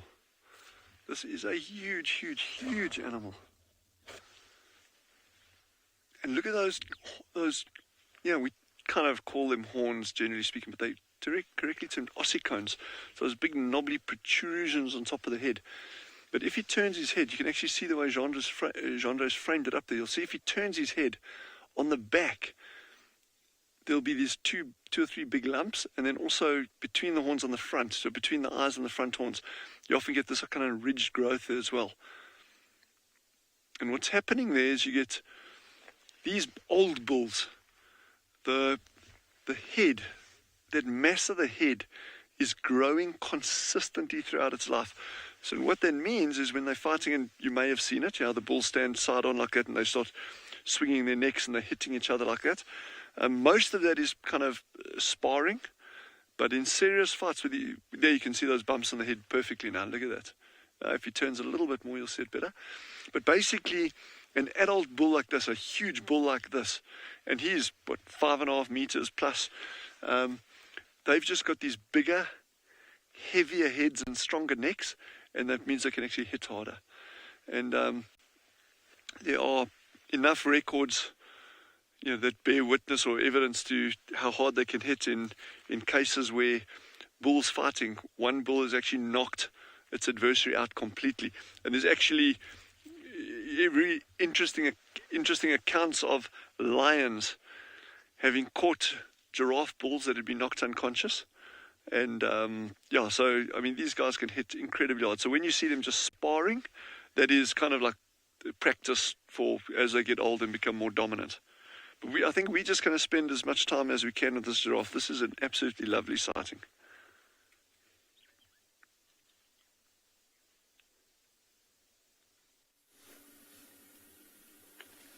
We haven't even moved a muscle. We've just been sitting here watching this leopardess as she relaxes in the grass. Now, I know... Sorry, everybody. There's another vehicle coming into the sighting, so she might just be getting a little bit nervous about that. But don't worry. This is all just a part of the habituation process. And like I said, she might just be a little bit nervous of her cubs. It's also getting to that time of the day where the sun is starting to set and the hyenas know that she is here. So she has to be careful, which is why she's on such high alert at the moment. But she's been very relaxed with us the whole time. She's been rolling over. She called the cubs a little bit. The cubs are all doing their own thing. One is completely gone on a little mission, which is typical of a naughty leopard cub. And the other one is not laying too far away from mom. So she just tucked away in the bushes. But they're so camouflaged in the long grass and underneath the sour plum that it'll be almost impossible for us to see them. So like I was saying, this lovely leopard is called the Pixie Pan female, in case you have just joined us, and she's fairly young. I did get a date of when they were suspected to be born, somewhere in April 2016, and she did have a litter mate, also a female, that is quite relaxed and seen fairly regularly in Jajani. Now, with regards to this leopard's mother, she was called the Fig Tree female, but unfortunately, they haven't seen her for the last couple of years. So since this female and her sister, which they named the Des Moines female, left their loved mother about 2 years ago or so, they haven't really seen her. They suspected that she sort of moved east to a big river system called the Mohlabetsi, which basically runs in another reserve that we can drive around in called Kwenga. And that also, sort of, it heads up and I think it goes all the way into the Klaseri, if I'm not mistaken. So it's a huge system. It's beautiful. I hope to be able to show it to you one day. So that's just sort of the lineage that we have. We also don't know who the father is of these cubs, but if you remember the Shimungwe male, the first leopard that we showed you here at Pridelands, he was seen mating with her last year. So he definitely could have been mating with her. And I actually saw that male leopard this morning. I can't believe I forgot to tell you. We actually had an incredible drive where we had this lot all here around the tree and up feeding on the daycare, and then we heard lion contact calls, which have been heard throughout the day, so they're not too far away either. And we thought, okay, let's just give these guys a bit of a break. Let's go have a look for the lions. And then we didn't find the lions. We found a big male leopard, and it was him. It was the Shimungwe male, and he was actually heading in this direction. And it seems like he has been seen socializing with this female. And as we're starting to realize as well, it's not uncommon for leopards to socialize just because we don't see it all the time, and leopards are notoriously shy animals. Lucky enough, though, when they do become habituated, we start to see these, well, shall I call them strange behaviors? I don't think that they're so strange. But, I think he's the dominant male within this female's territory. So very exciting, and he's quite relaxed. So I think that it's not going to be a problem. The cubs don't mind the cars at all. They just carry on and do their thing, which is very exciting. So it's not going to be too long, I think, before everybody completely settles down. I just hope that we're able to keep seeing her and she doesn't do another disappearing act on us. But exciting times to watch these two grow. But we'll sit here for a bit longer and see if they get a second wind and become a little bit playful. It's very exciting watching leopards grow up. We are now with our herd in a slightly more open area. Unfortunately, every single one of them, of the 15 or so that we have here, are showing us what I consider to be their least, well, well, maybe not their least, but not their best angles. Literally every single one of the herd is giving us a butt shot. We'll just move in here where there are a few more in the sun and we can see their heads.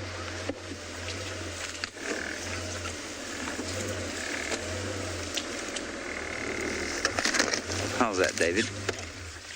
There we are. There's a very, very small one just coming from the right there. Hopefully it will come out into the open. Now, if we go to the left while we wait for the little one to come out, we will see the elephants eating the Pterocarpus rotundifolius, or the round leaf teak. And you can see they've stripped the leaves off. They'll eat some of those stalks and then move off. And as I've said to many of you before, those trees you can make furniture out of in the absence of elephants. So there are these huge, big, fat stumps under the ground from where they've been repeatedly cut off over the years. And they won't get any bigger than these kind of coppice thickets that you can see in front of you while there are elephants around, because at this time of the year the elephants love them. Let's have a listen to all of them feeding.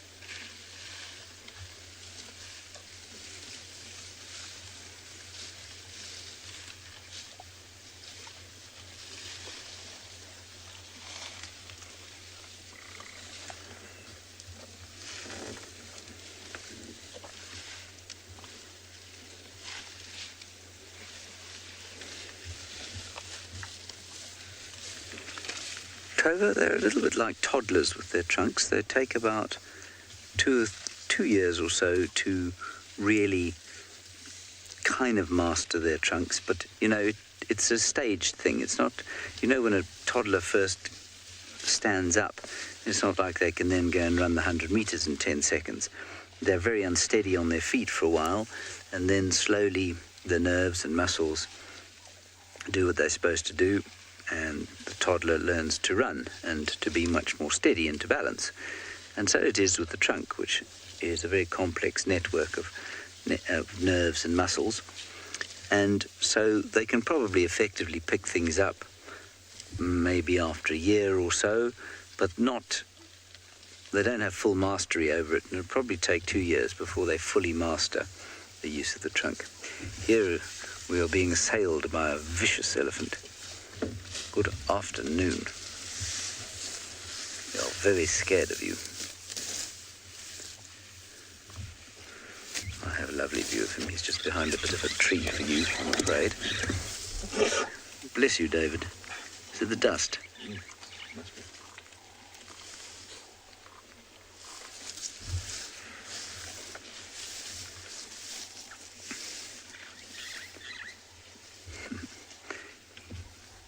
He just wanted his picture taken, actually.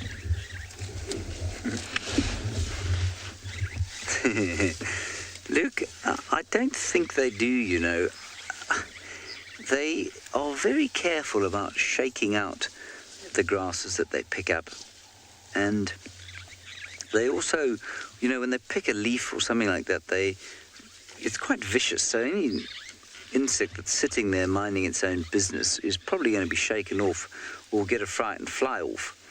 But they must. It's impossible that they can eat as much as they do and not ever get an insect in their mouths.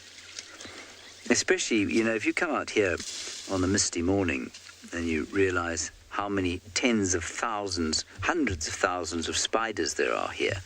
They must be eating spiders all the time.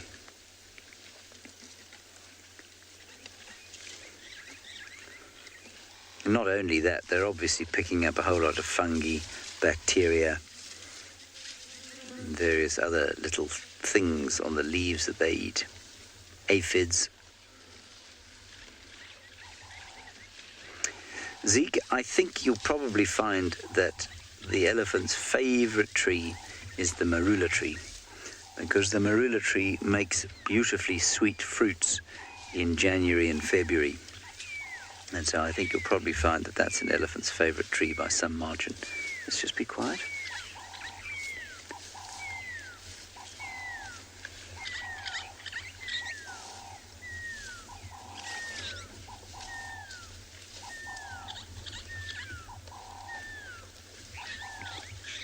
That is the call of the pearl-spotted owl.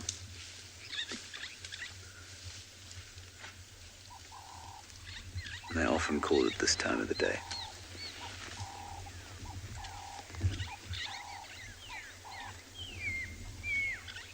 It's two of them.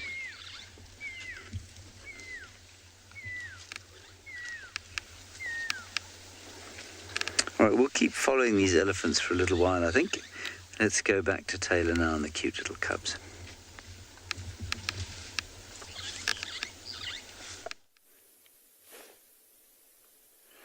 This is absolute cuteness, as you can see. So one of the little cubs that had wandered off just to the east of where Mom was sitting has decided to come out to look at us, I think.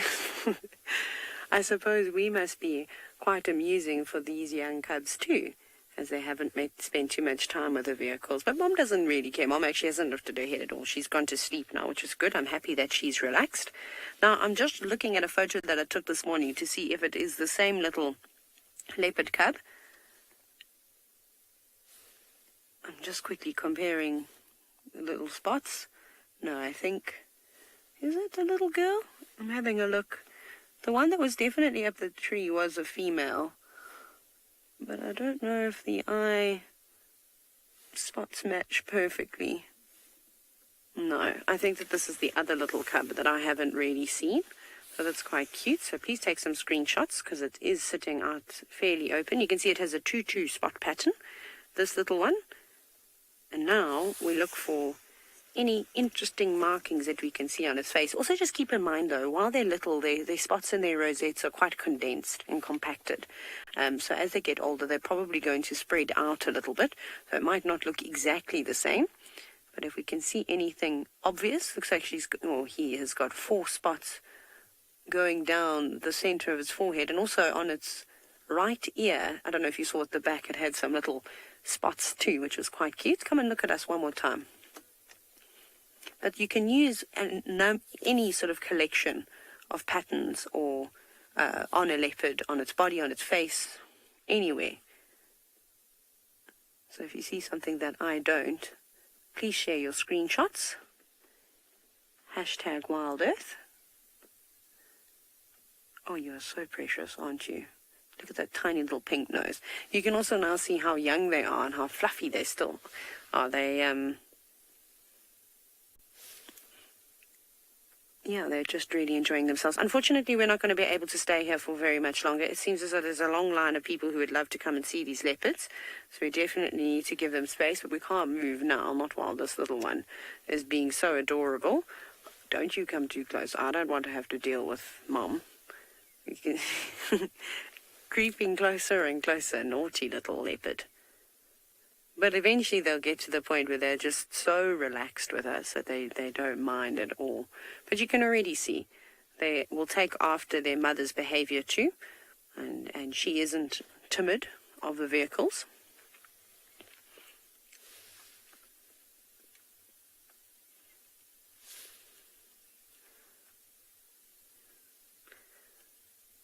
This is pretty amazing, but unfortunately I think we're going to have to call it a day and head on off and go and look for some other wonderful animals. But off you go across to James, who's still with the elephants.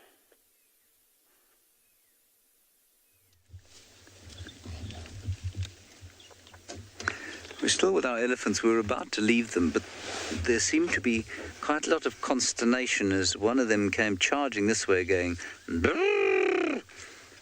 And then the tuskless cow, who we thought was the sort of matriarch of the group, had a bit of a, I don't know, say-so with the tusked one that came in to say hello, and our peace has been restored. I actually don't think it was aggressive.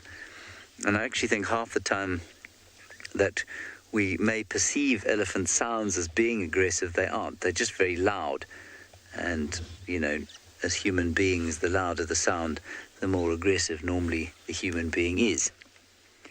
Unless they just happen to be a loud person.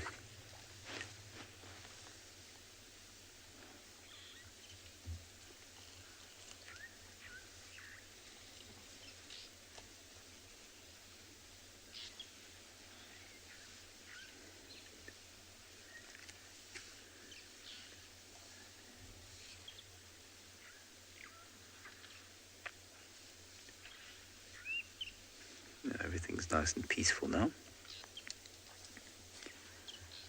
Yeah, we'll stay with them for a little bit longer. Then we're going to head off towards the waterhole and see if Tawny didn't make her way around there at some stage during the day.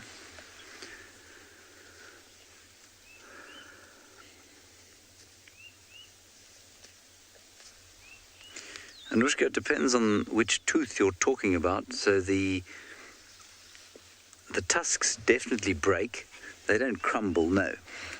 Sometimes they fall out. If there's an abscess in the nerve, they might fall out. And then the molars wear away. And as they wear away, they're replaced. 6 sets of teeth they get. We only get 2.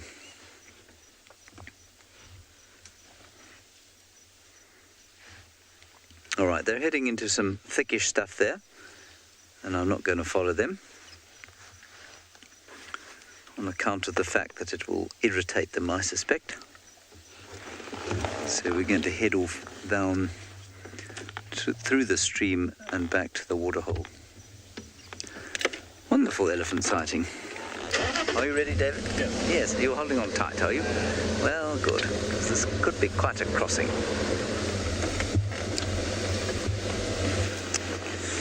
We are now going to head across to Lauren. I don't know where she is, I don't know what she's doing, but she'll tell you.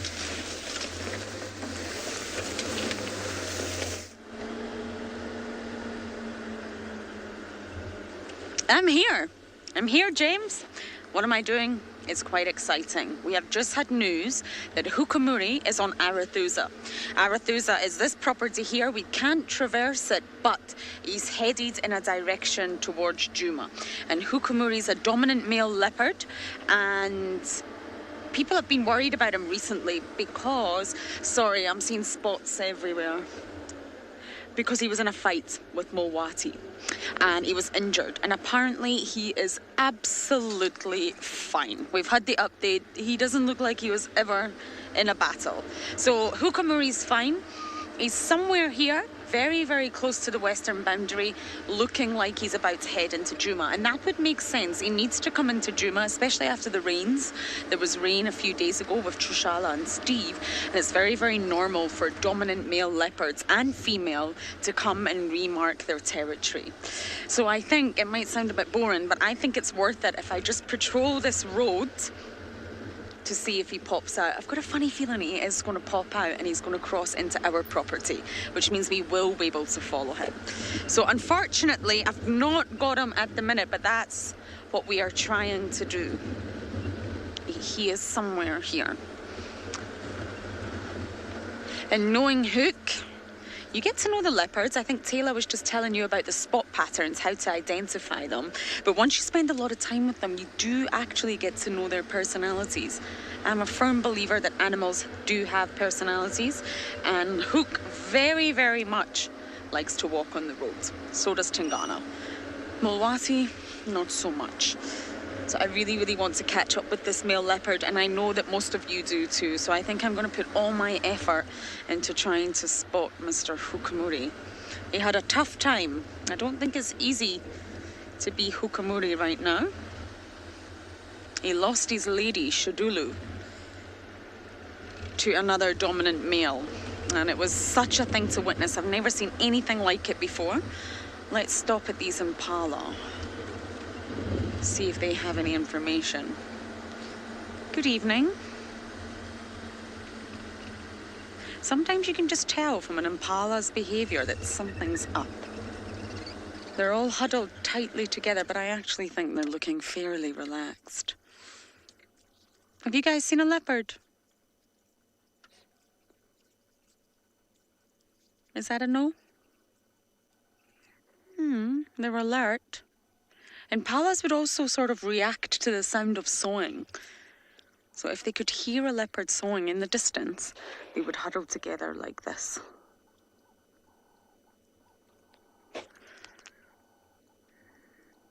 Sometimes it's worth just spending time with the impala, and they're the ones that'll spot the leopard long before any human eye would. Let's turn that radio down.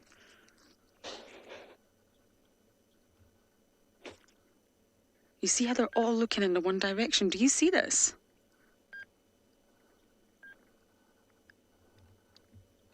They see something.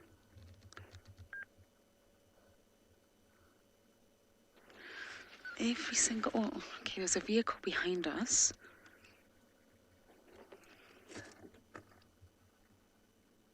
I think the impala see something or hear something that I unfortunately do not. I think we need to investigate here.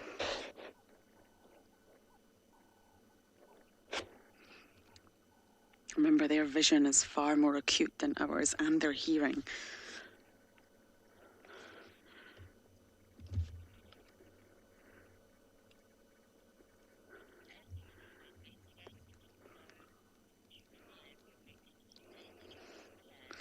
Okay, I'm going to really do my best for you all to try and find Tukamuri. He's somewhere, and as I do that, we're going to send you over to Clive to see what he's investigating.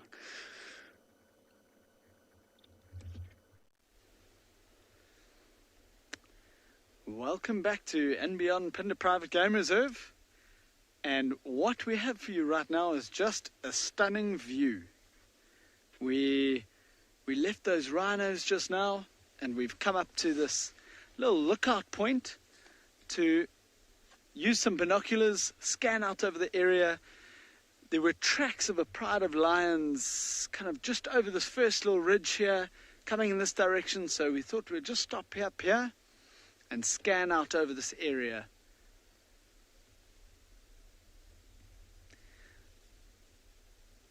So those mountains you can see up in the distance there are called the Lebombo Mountains, and they start around here in South Africa, and they actually go all the way up to East Africa, up to Kenya, Tanzania, to the Great Rift Valley, so it's an incredibly long mountain range. Not very high in particular, but extremely long. It literally just starts on one side out by what we have, one of our lodges called Mountain Lodge, and it just stretches north for a very, very long way. But it's also just such a beautiful area.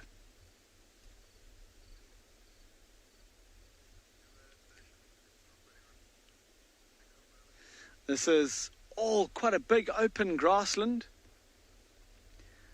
Just forming because of some of the soils that come off these old volcanic rocks which make up these mountains.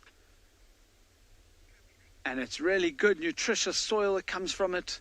And the trees and grass that grow here are very, very good for the animals. So we see often big herds of zebra, wildebeest, as we saw today, white and black rhino. We saw all in one view, which is quite something.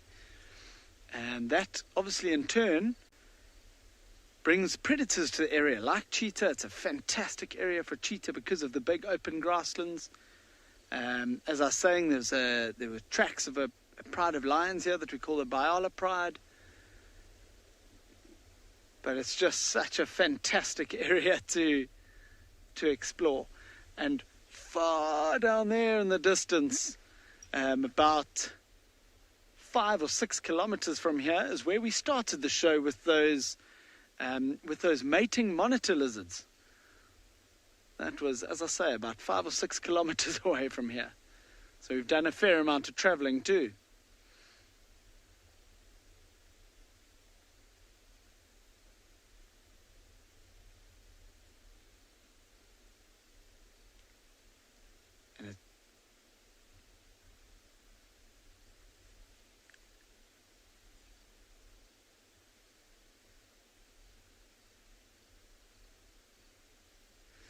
Inkov, you're asking what animals are found in, I think, in the Lubombo Mountains is what you're asking. So in the mountains, it can be slightly different. Lions will still go up there, elephants, giraffe, all those kind of animals will still go up there. There are a couple of animals that you get in the mountains that you actually get nowhere else, or not nowhere else, but that don't really come down into the open plains. That's things like some of the antelope, like klipspringer, which hop around in the rocks. There's something called a mountain reedbuck, which is really quite special to see up in those mountains as well. And what else? It's very good habitat for leopards because there's a lot of place to hide, lots of rocks. You can see it's quite heavily wooded, lots of trees, so a lot of hiding place for leopards. But it's there's not too many roads just because of the terrain. It's obviously very rocky and very steep. So there's not too many roads up there, but it's a fantastic area to get off on foot and go and walk around and see what you can find. I've done that a few times as well. It's a very special area.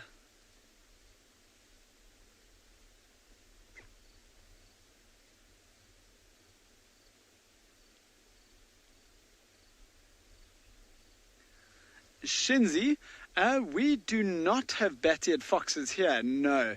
They are restricted more to the drier areas.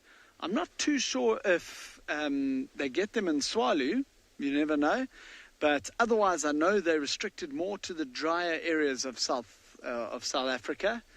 And this, where we are here, we're right on the east coast of South Africa. And it's quite wet. We get a lot of rain here. As you can see, it's still, even though it's the middle of winter for us, it's actually still quite green.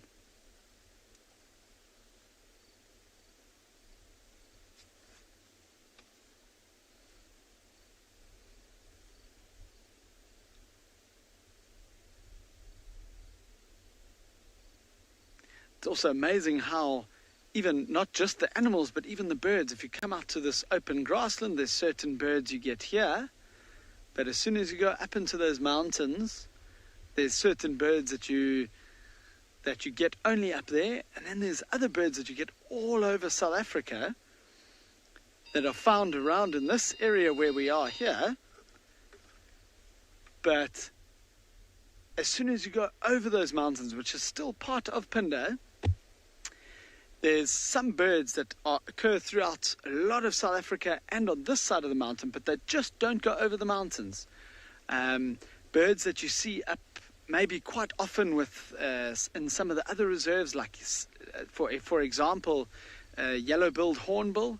Find them lots all through a lot of the other reserves, and we see them in this area here, but as soon as we go up over the mountains, you almost never see them, which is pretty amazing. And there's a lot of birds actually like that. And it's the same. There's some that you only find on the other side of the mountains and not this side.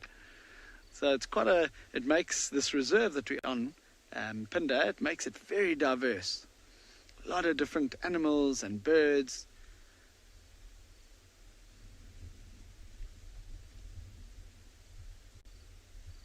But it's just also a fantastic way just to kind of see the day off. The sun is going down behind us, so we can't see it from here, but it's a perfect spot just to kind of see the day off and listen out for any alarm calls, because it's getting to the time of the evening now when the lions and different nocturnal animals will start getting a bit more active.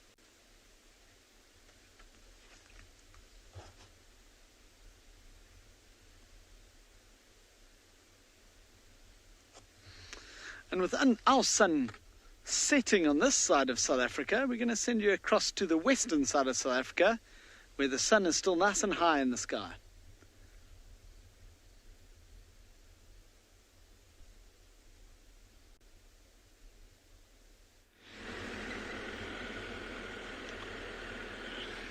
So we're just ambling around, seeing what we can find.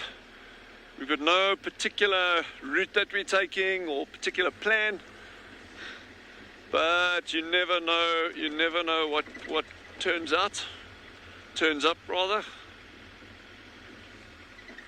I was just listening to our colleagues down at Phinda talking about the diversity in those areas, and that region of South Africa is incredibly diverse. But then again, if you take Tswalu as an example, this area of the Kalahari, the southern Kalahari, we've now recorded 78 different species of butterfly on Tswalu. And that is pretty remarkable if you think in terms of the whole of the British Isles. And again, I stand to correction, but it's either 55, 56, 57 species, somewhere around there. So an area the size of Tswalu, which is minuscule, has got 25 plus species more than the whole of the British Isles. That's pretty cool.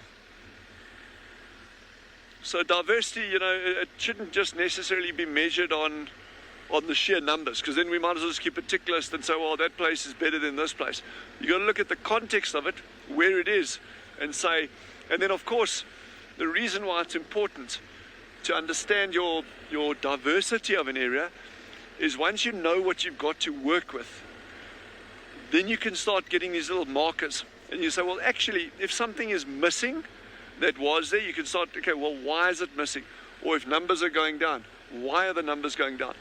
And then, as a benchmark, reserves like this, and Phinda, and Timbavati, Kalahari, Kruger National Park, Yellowstone, doesn't matter where you are in the world, these reserves are very, very important for conserving biodiversity as these refugia for anything that lives in those areas. And very often, things disappear outside of reserves, and no one will ever know what was there if it wasn't for places like this, where we can say, okay, well, actually that butterfly should occur, then it still occurs within protected areas. What are we doing wrong outside of those areas? So it's a really nice topic that they raised there in Phinda about the biodiversity of the area. It just goes a whole lot further than that. It's not just about that spot or about Tswalu. It's about the bigger conservation imperative for protecting these kind of areas. And, the other side of it is creating that awareness and that enjoyment amongst people like all of us, all of you watching and Genre and myself on these drives. It's fantastically important that we create an awareness for these big open spaces. I haven't got anything in particular. I'm just looking. I think there are, I'm looking for binoculars. There's somewhere there. Oh, thanks, Genre. Genre, if you look in this open area to the left over here, here's one of, they've just flown away. Genre, you're so lucky. It's one of Genre's favorite birds is a dove. And he finds them very easy to recognize, and I think that's probably why they're his favorite. No, but in terms, on a serious note now, in terms of biodiversity, you can, if we don't create these spaces where we understand what's here, what the diversity component is, how will we ever understand or try, because I don't think we ever will understand fully how do you best manage these places. But if we don't know what's there to begin with, how can you even begin approaching the concept of looking after them, caring for them? You're being custodians for these areas. And on that happy thought, we're going to continue up here.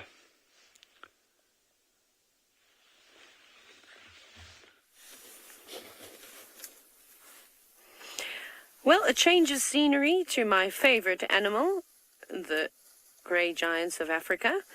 And this is an elephant bull that we have seen actually more than once. But we had a very nice sighting of him on Saturday morning. You may remember, he's a youngish bull. He came up very close to the vehicle, as it looks like he's about to do now, but he has got a little hold in his left ear. Yes, you're very big, brave and tough, and you're the scariest elephant I've ever seen in my entire life. He's not very old. He thinks he's much bigger than us because he's standing on a bit of a hill. Yes, you've got your high heels on, and you're about 6 inches taller than us. Whoop-de-doo, elephant. It always amazes me when young Ellie bulls do that. See, he just came over, stuck his trunk out, and now he's just going to carry on eating again. Are you done now? Showing off in front of your friends. There are 2 other elephant bulls here, but they are moving off into the distance fairly quickly now. They're going to make their way down. They don't actually look like they've had a drink. They might have been earlier this morning. It looks like they've got wet ankles, but not anything from this afternoon. So they must have been down at Ndlovu Dam, right by the eco training camp. Now I don't know where they're going to go. Maybe they're not going to have a second drink this evening. Looks like they're just going to migrate down this little rocky ridge, maybe feed on some rock figs or some other tasty treats, some shikama plums, some different types of trees that might be growing here in the rocky crevices that they don't see out on the plains.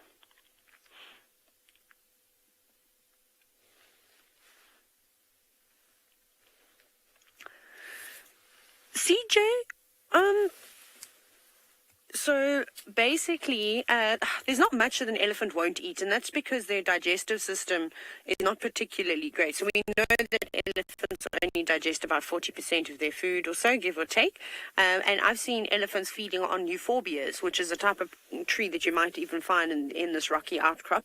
And it's quite a toxic plant. It's one of the very toxic plant species throughout the world. In fact, it has a milky latex that can do all sorts of things.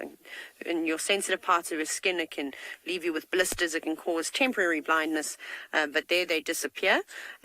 So, you know, no, they eat a little bit of everything. I've watched them eat turpentine grass. It just doesn't taste particularly nice, but it actually is fairly palatable in the sense that it has quite a few nutrients and it's got quite a high crude protein value to it, but it doesn't taste nice. So they just carry on. I'm just waiting for Rebecca, who is directing, to call me back for any more of your questions. I'm a bit worried. I don't want to move right now. The reason being is I think that we might lose signal if we go back, and if we go forward, we're definitely going to lose signal. So we're just sort of sitting in this area at the moment. Lots of marula trees. It's actually one of my favorite routes to drive. We don't always get to drive it because there is a section where the rocky outcrop comes right up onto the road. And I'm waiting for the day that we've either got lions or leopards sitting up top there, because it's inevitable that we will see them there. There we go. That's the sound of Rebecca. Sorry about that, everybody. She just called us, so please excuse the little tune there, you know, classic iPhone. Right, I think we are going to take this pathway and see where it takes us. Off we go back across to Phinda and see what Clive is doing.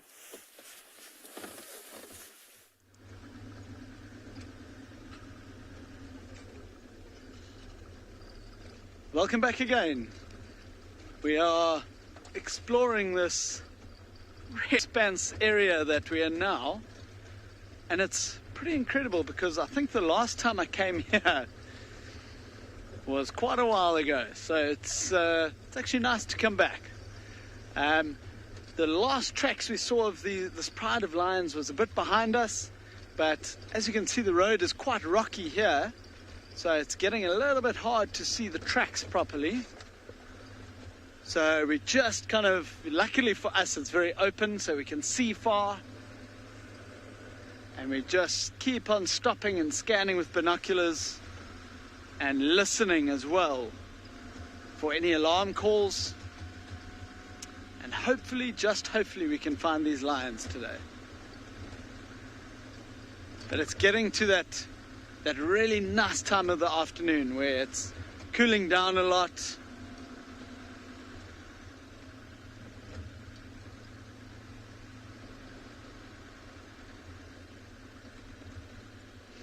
Baz, you're asking if I've had a close encounter with a mountain reedbuck. I wouldn't say close, no. They're normally quite nervous animals. But sometimes there are some of them that I've seen that are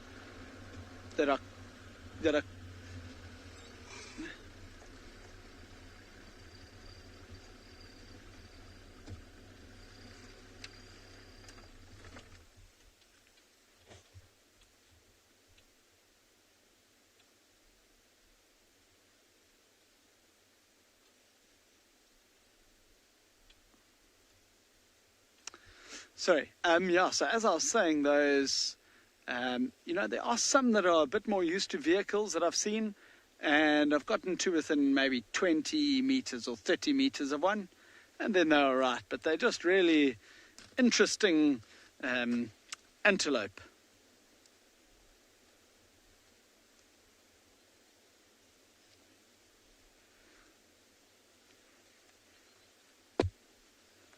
I've got a picture of the mountain reedbuck here.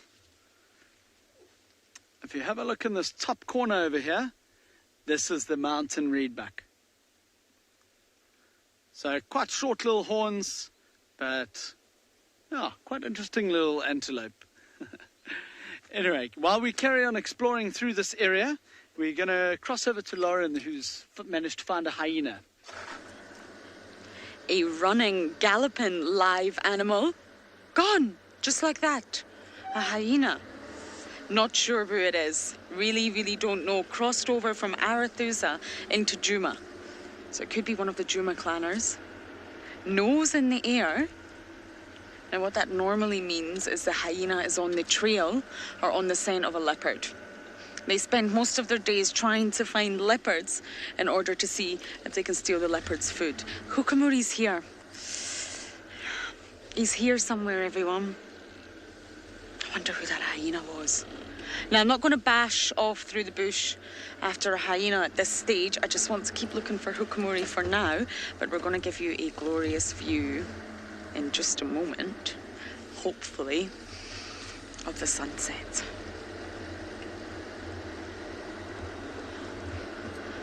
Oh, BK, can you see the ideal position for this sunset? I think it's coming up.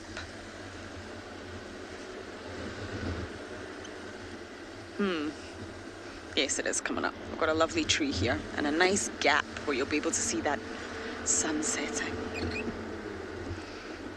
Okay, maybe that's not so perfect. This is actually harder than it looks, trying to find a gap in the tree for the sunset. Okay, BK, you're in charge. Say when. Now?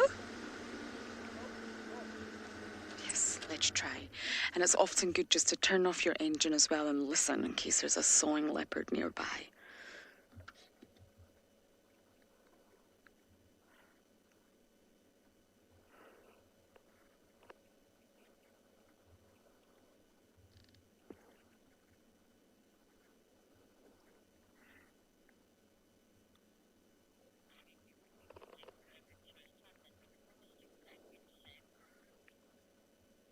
Isn't that artistic? I meant it, everybody. I meant that artistic approach. So, from my sunset, I believe I'm sending you to another one.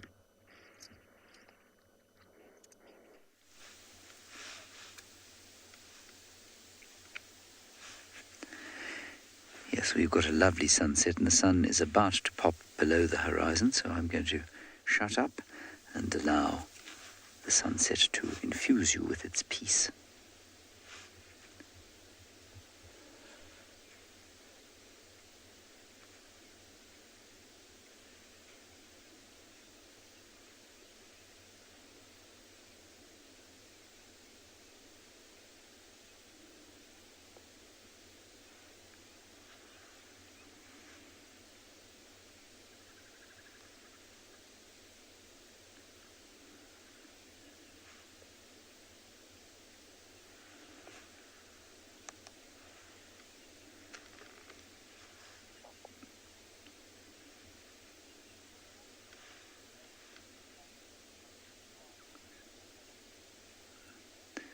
In fact, we're not going to sit here and watch the sun go down because there's a much more interesting creature waiting for you in the Kalahari.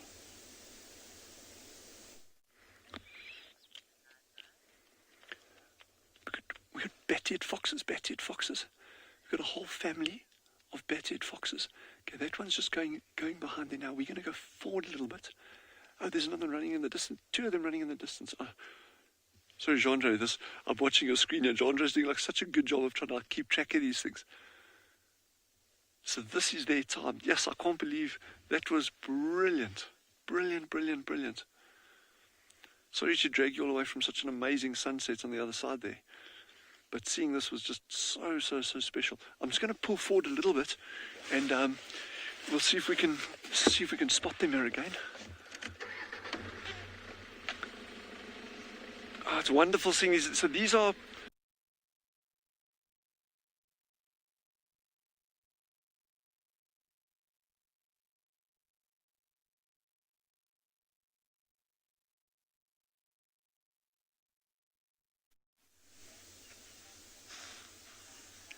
Sorry about that. Hopefully we'll be able to get the signal back at Tswalu.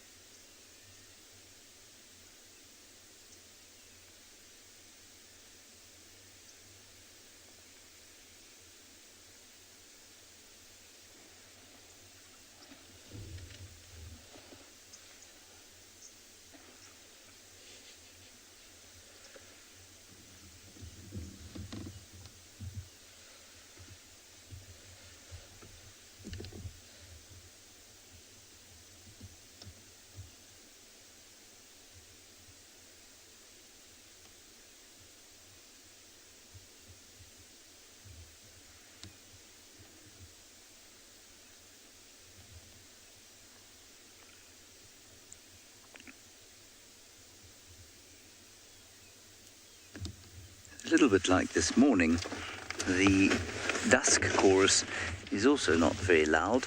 In fact,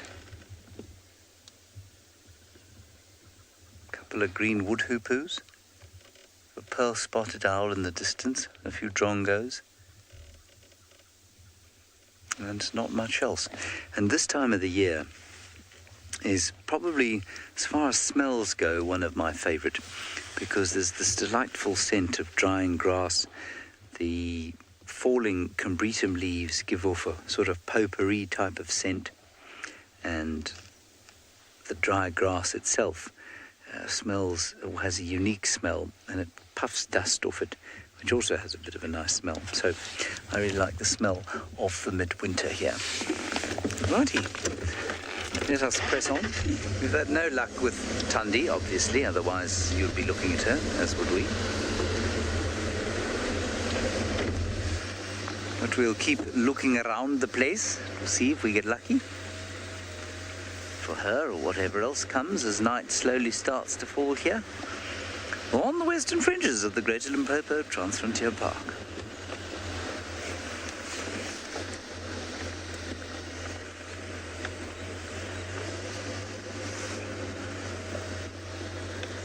Jetpack boy, who told you that they are? We don't know for certain that humans are the only self-conscious animals. In fact, I think we're fairly certain that many of our primate relatives are self-conscious.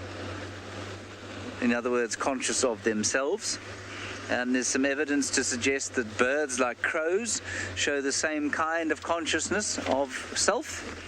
So I think that you'll find that the development of self-consciousness often goes hand in hand with the development of general intelligence, which is a really dodgy, or has a very dodgy definition, but I think you'll find the more complexly social an animal is, the more likely it is to have some kind of consciousness of self. I don't think we're alone in the animal world, however, in terms of being conscious of self. Bonobos, chimpanzees, gorillas almost certainly have a consciousness of self. Like I say, some birds, probably many other primate species, entirely possible that elephants do as well, maybe even things like hyenas. Oh, I was asked a question last night and I was unable to give a satisfactory answer, and a friend of mine sent me a really nice article on it. And the question was, why is it that bats give us so many diseases, and why don't those diseases affect those bats?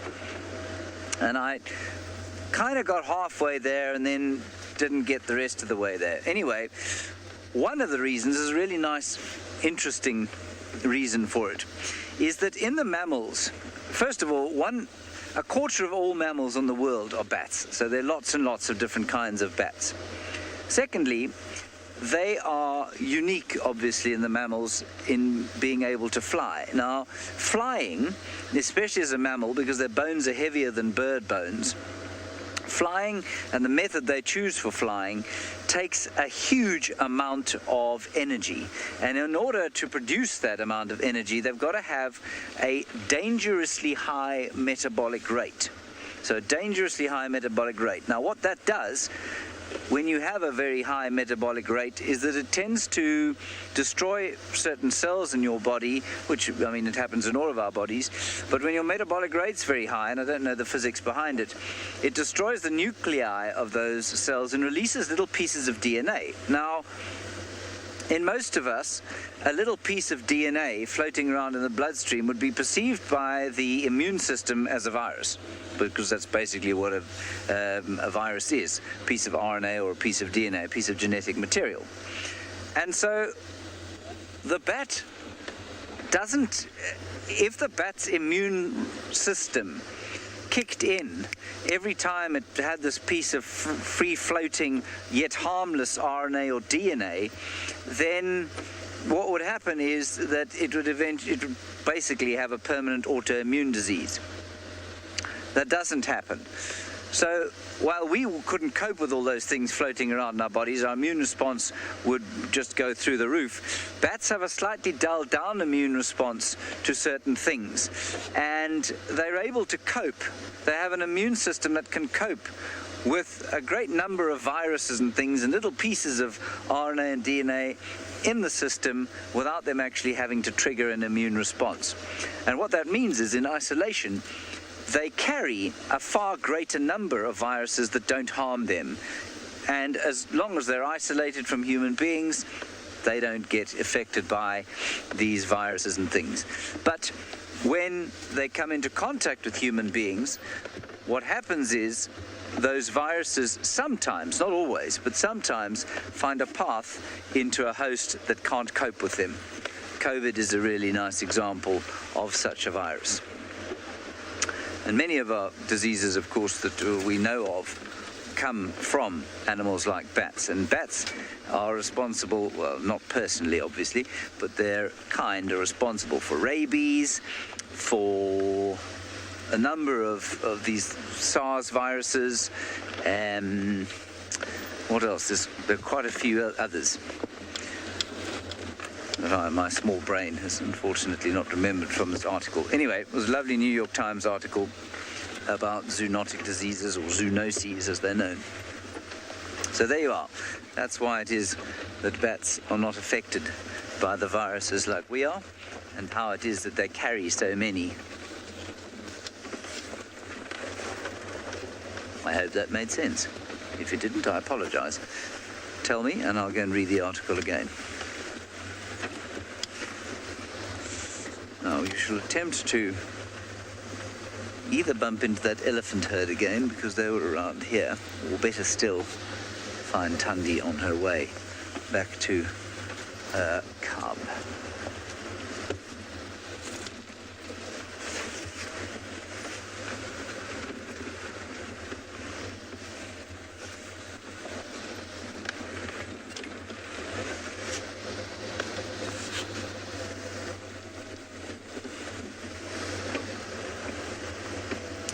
No, Shandy, you'll probably find that they don't get transferred to many of the animals in the park. I mean, things like rabies, yes, you find them in lots of different species, and it does affect most species that it gets into.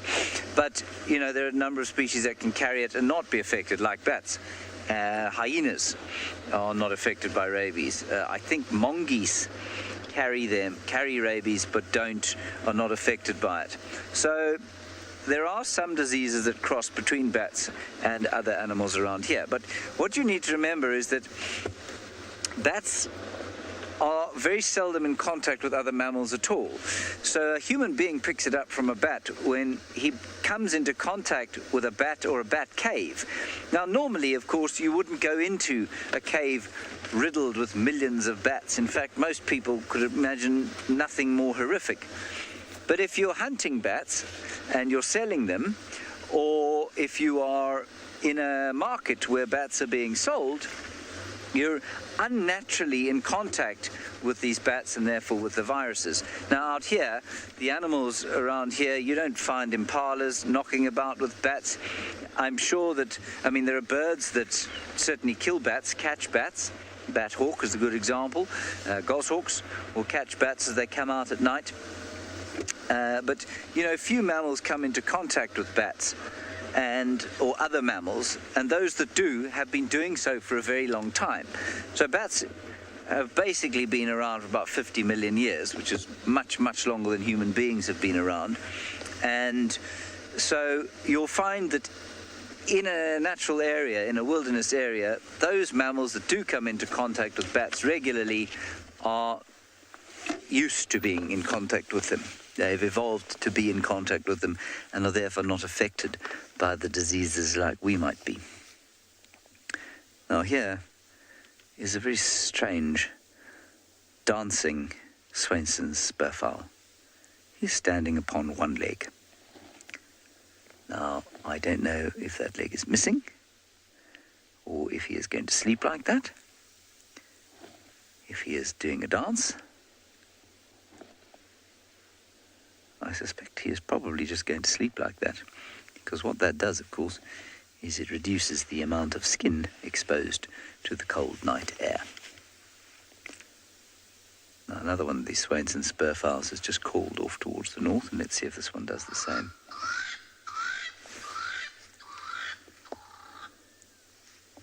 There we are. He's got two legs. There's another one calling now. He'll call again. It's a territorial call.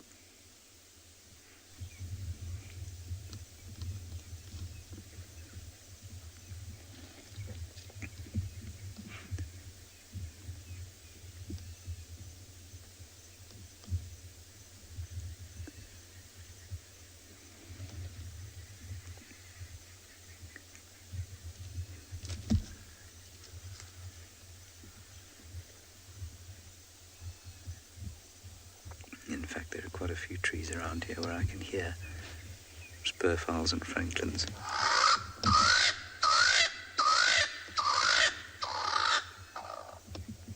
Yeah, I don't think that he's ever going to join a professional choir with a voice like that.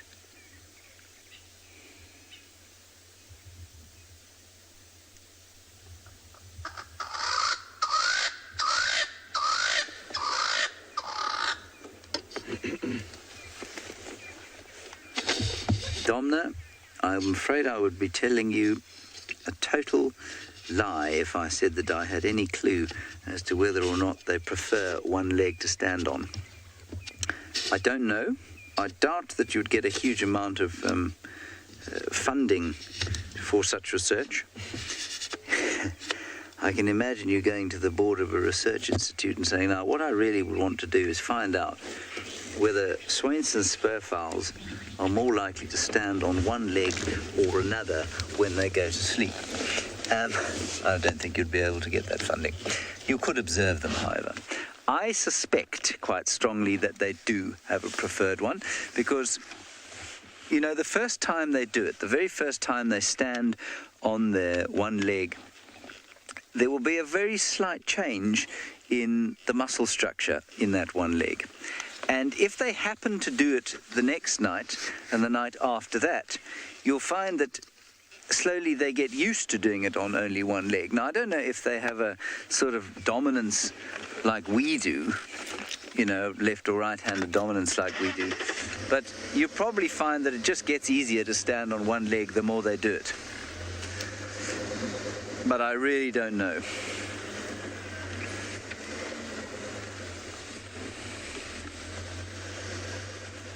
It actually would be quite interesting to know, because it'd be fascinating to know if something like a bird left or right-handed dominance up to the Kalahari red sands.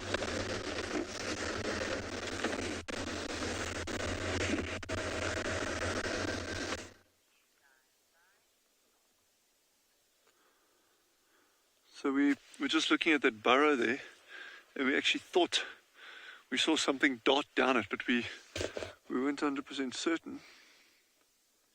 But any burrows in this environment are really, really hot property. There's actually some fun studies that have been done on the importance of burrows, particularly aardvark burrows, in these systems where you've got, I think at the moment we're on about 26 different species that are well known to utilize aardvark burrows. Okay, that's, we're not talking about like big mammals here necessarily. That's like ranging from small little things to larger mammals like warthogs that'll use them, porcupines, that kind of stuff. I just wanted to have a little closer squiz there.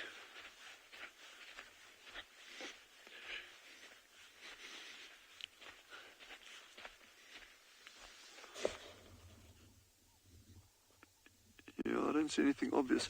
All right, well, we're going to keep on ambling along and see what we can get.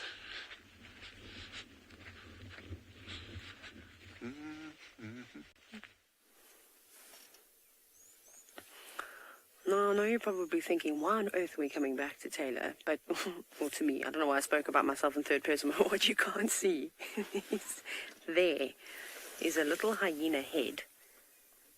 There are two of them right in front of the car. We're at the hyena den, the Pridelands clan.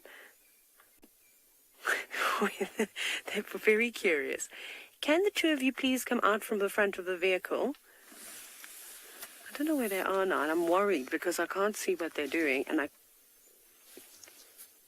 don't chew anything, because this is exactly what little hyena cubs do best. Oh, there we go. There's one. Right here. To look through the gap between the window. How's that for framing? This is what relaxed hyena look like, and I know you get to see them all the time with the Djuma clan, but we're so lucky. They're so funny, these things. They're very fluffy. Yes, you're becoming very brave, and you can see their attention is not always on me. They keep looking over their shoulder, because there's a herd of elephants here, and we've seen it once before, where some, well, I don't know, shall we call them brave or silly little hyenas went out and thought it would be a good idea to chase around an elephant bull, and then the tables turned very quickly, and they had to rush back into their den. So that might happen again. Luckily, they're old enough and they're quite quick on their feet that they would be able to make it straight back into the den if something like that were to happen. What can you hear? Who can you see, or who can you smell, should I say? The terrible two. No, I haven't seen the cubs for a couple of days. Every time I come here, and I do try and come once a day, they haven't been active. They've been fast asleep. Maybe I'm getting here too early. You know, it's been very cold these last few mornings. Are you trying to coax your other friends out who are still in the den? I mean, I would just be in the den all day long, to be honest. I'm coming back for seconds. But these two are youngish hyenas. You can sort of see how fluffy they are. I think they're probably just over, 4 months, 5 months, somewhere around there. Camera always makes these things look bigger. Coming right up again. Yes, you're very sweet. I can't wait to actually sit down and have a look at all the hyena pictures that I've got from the past few weeks, or almost month now, and start putting them all together and trying to figure out who is who. It's just difficult to try and figure out, though, who is the mother of which hyena, because I've only seen one adult suckling the cubs, so I can only confirm 2 of the cubs belonging to one of the hyenas, which we saw on the buffalo carcass, or the blind left eye. So that should be a whole lot of fun. What do we smell like to you? They've got such an incredible sense of smell. Can you smell the deodorant I put on, or perhaps the polish that I've used on the vehicle? Or maybe the fact that Gert said it's laundry day and he hasn't got a clean pair of socks. Who knows? I'm only teasing. But I'm sure everything smells delicious. It's actually probably my snacks that I have in the vehicle.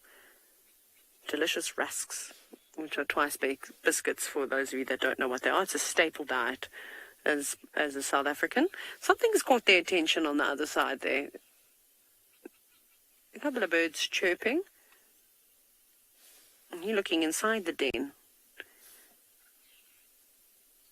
I would like it if some more of them came out, so that we could just see if they're all here and how they're doing. The other morning I got a bit of a fright because we arrived at the den, and there were elephant footprints and elephant dung everywhere. The ellies had walked right on top of the den. Oh, there comes another hyena. That's what you're staring at. This is one of the older cubs. With your long legs. You're like a supermodel in comparison.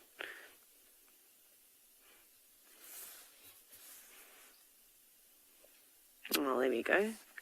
Off to say hello. Not particularly interested in greeting back, though. Not too much age difference. Probably maybe a month and a half or 2 months. Also coming up to the vehicle. Joy. Hello. Now, of course, for those of you who have just joined us for the first time, this is a live and interactive safari, so you can send us questions, and all you have to do is hashtag WildEarth on Twitter. That's the best way to get hold of us, or comment on the YouTube stream if that's how you're watching, or any other social media platform that might have grabbed your attention. Something on the ground that they're now all sniffing. There's lots of animals that have been passing by here. There's some very prominent animal pathways. Yeah, you see, you got a fright because you tripped on a log. That hyena I think we should call Taylor, because, I mean, if anybody was going to fall over something, don't touch the car. They can't touch the vehicle, they can't learn that they can bite things. You can hear me snapping my fingers and they're just not responding. No, don't do that.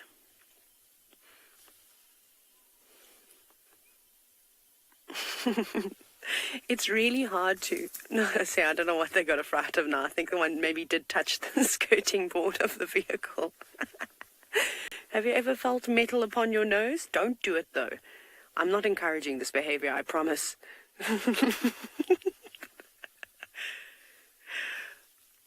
Ian, I don't know why the hyenas want to chew everything. I think it's because of, they love to chew tires, mud flaps. They pull off the big lights that we add to the vehicles. They like to chew on those. Brake lines, that's one of their favorites. I think it just must be a different texture that they're not used to. Don't worry, hyenas. I'm pretty sure your parents will show you, or at least your mothers, how to raid a safari camp. And then you can have a taste of all sorts of delicious things. Pots and pans and rubbish bins. They're an absolute nightmare sometimes when they come into the camps, especially your parents, your mothers that come through and harass us all the time. Every night we have to chase them out, and we don't leave anything lying around. So I think maybe it also feels nice on their teeth. Where are they? I'm watching them. Oh, there's one here. Oi, you. Careful. That was an elephant. Yeah. If you cause trouble here, I'm going to call the elephants, and they will chase you back inside your den. Very curious, that one is smelling something.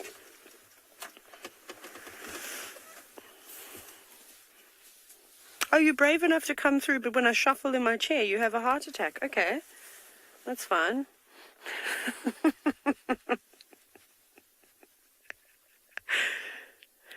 Tawny, yes, hyenas don't just have a sloping back like that for fun. Although maybe you saw it with the brown hyena with Dylan. Was it yesterday afternoon? That was so cool. I was so envious that you got to see it. They have a particularly sloping back. So hyenas are known to have a lot of stamina, and they can run great distances. I mean, they travel far and wide to search for food. They won't just stay in the immediate area. And having a sloping back like that, we see it with wildebeest, with red hartebeest, with topi. They also have that sloping back. And when they run, I suppose it helps them get into a bit of a rhythm, hey, like a rocking horse.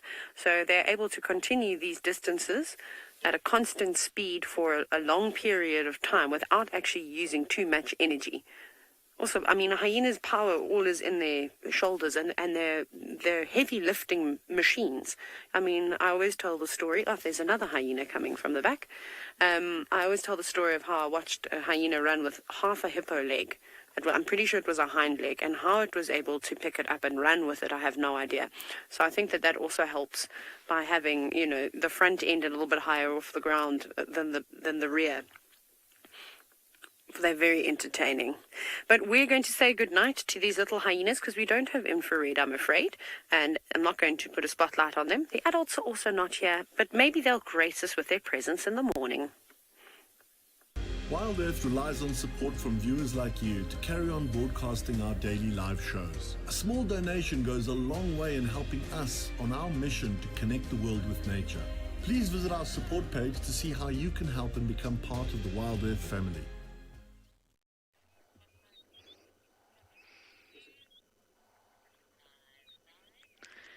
Now, unfortunately, we didn't manage to find Hukamuri, but I have found the moon.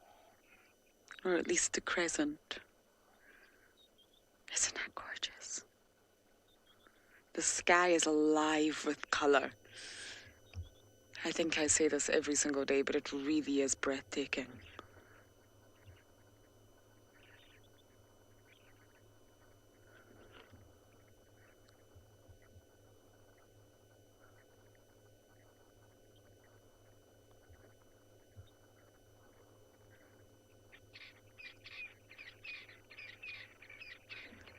Let's take a look at that skyline, BK.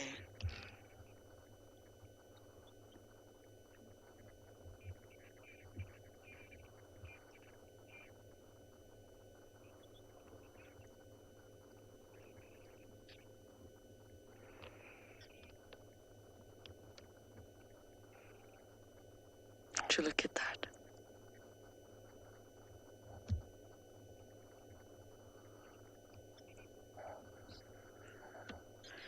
Now, just an update. We drove up and down Triple M, which is our western boundary, about 5 or 6 times. And I think that probably reached a limit of looking slightly crazy. It got to the point where the impala were also looking at us as if we're crazy. We really, really tried to find Hukamuri. He's there. He is right on the eastern edge of Arathusa, which is our western edge. So there's a high chance he's going to cross tonight, which is great. It gives us good prospects for the morning, but sadly he just hasn't crossed as of yet.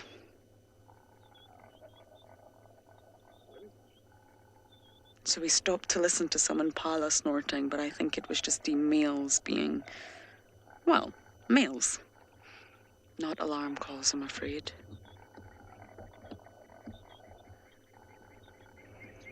So I think what we're going to do is just head into quarantine.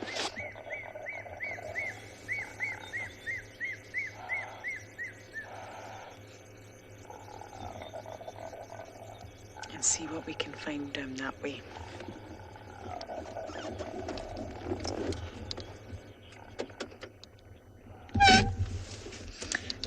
Tariq, I have just started back and I haven't seen Hukamuri, but I know BK and Steve had him. How long ago, BK? A week ago?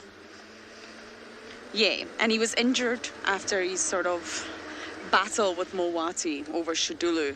And I witnessed that sighting, and it was probably the most incredible sighting I have ever seen with the 3 of them.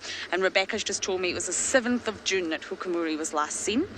So he's fine, he's perfectly well, he's not limping, he's not injured, he's absolutely fine, which just shows you how resilient these animals really are. Of course, he's already damaged one eye, he's damaged an ear. When I saw him, he had a wound under his chin, and I believe he was limping really badly, but he appears to be absolutely fine. And the male leopard dynamics for me right now are very, very interesting. And I must say that I think Mulwati is definitely the dominant male of Djuma now.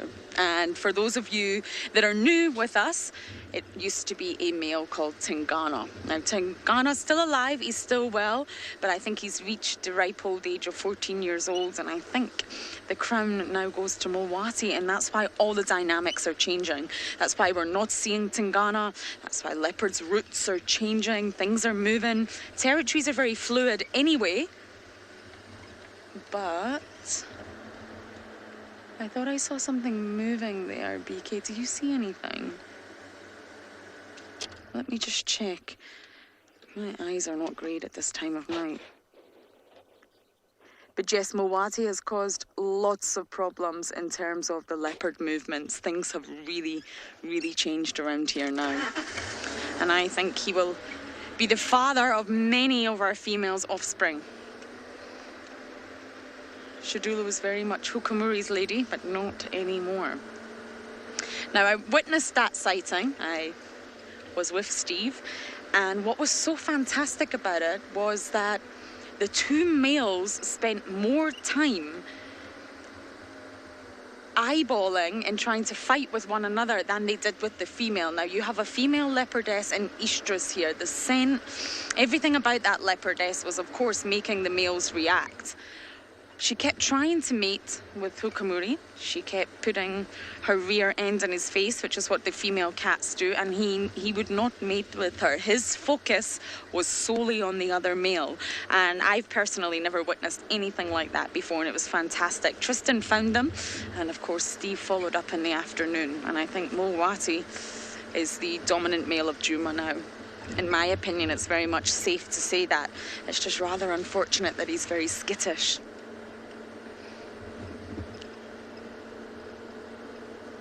We've got an elephant shrew, a sengi, we have a bushveld elephant shrew. This is the most amazing sighting. This is the animal that I've been waiting for 4 weeks to try show you. This for me is comfortably on a par with a honey badger. This is insane to get this footage. I am ecstatic, and I'm trying my best not to even budge so Jandre keeps getting these shots. I am over the moon. I'm over the moon. I'm hoping he comes out. Now you must imagine Jandre is doing an amazing job actually, even getting that little bit of stuff in there. It's super tough inside there, but he might pop out into the open. Oh, please. Okay, see, these are omnivores. So he'll go for little bits of fruit. He'll eat insects as well. I'm so excited. If he quite, you might come out into the open. Come on, my boy. Okay, he's going to the right now. I don't know where he is. Just, we'll see. He might actually run out the back, maybe, but I don't think so. I'm not even turning around. I'm just watching the screen now. I am flipping, trying to jump out my pants now. This is so exciting. I promise you. So you may recall, I don't know, maybe probably a week ago, if not more, there was this tiny line of very, very tiny little tracks across a road on one of our drives, one of the early morning drives. And I said, this species, I can't tell you what it is, but this is what I want to try get. And it's an elephant shrew. So this is the one that I've been looking for. And they are notoriously difficult. He's on the left, outside on the ground, on the left-hand side, on the sand on the left. There you go. Okay, he'll come out again. Okay, he's in the bush, in the middle of the bush, slap bang in the center. Go right, and up a little bit, and there, straight, go in there. Go straight in there. There, okay, no, up a fraction. I'm going to try guys, this is off the charts. I'm going to just look through the binoculars slowly and see if I can see one. Okay, go on to the left-hand side, Chandra. Okay, this bush that's right in front of you, in front of the camera, there. Okay, go in there, well done. Guys, just keep watching, just bear with us, please. This is an amazing sighting. I promise you this is an amazing sighting. Oh my goodness. Okay, this is not a rodent. These are not rodents. And they actually used to be called, I was saying that as an elephant shrew. The elephant shrew is the old name for it. They are now called sengis. Sengis. Sengis. And like I say, they are omnivores, so they'll even go for little bits of fallen fruit, berries, things like that, and then insects. And yes, I can't believe how lucky we are. This thing darted across the road in front of us. Jandre, how you picked that thing up, I have no idea, because it's really, really well done. Really well done, guys. I am in heaven, yeah.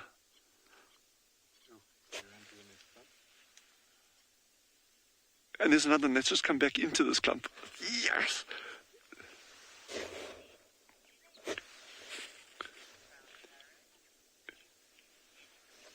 MGM, they do live in these underground burrows. Come back to the same clump that you're on, but he's on the right-hand side.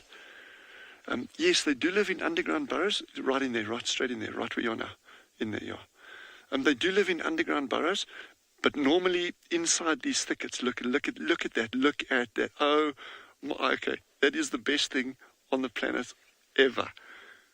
Oh my word! Yes.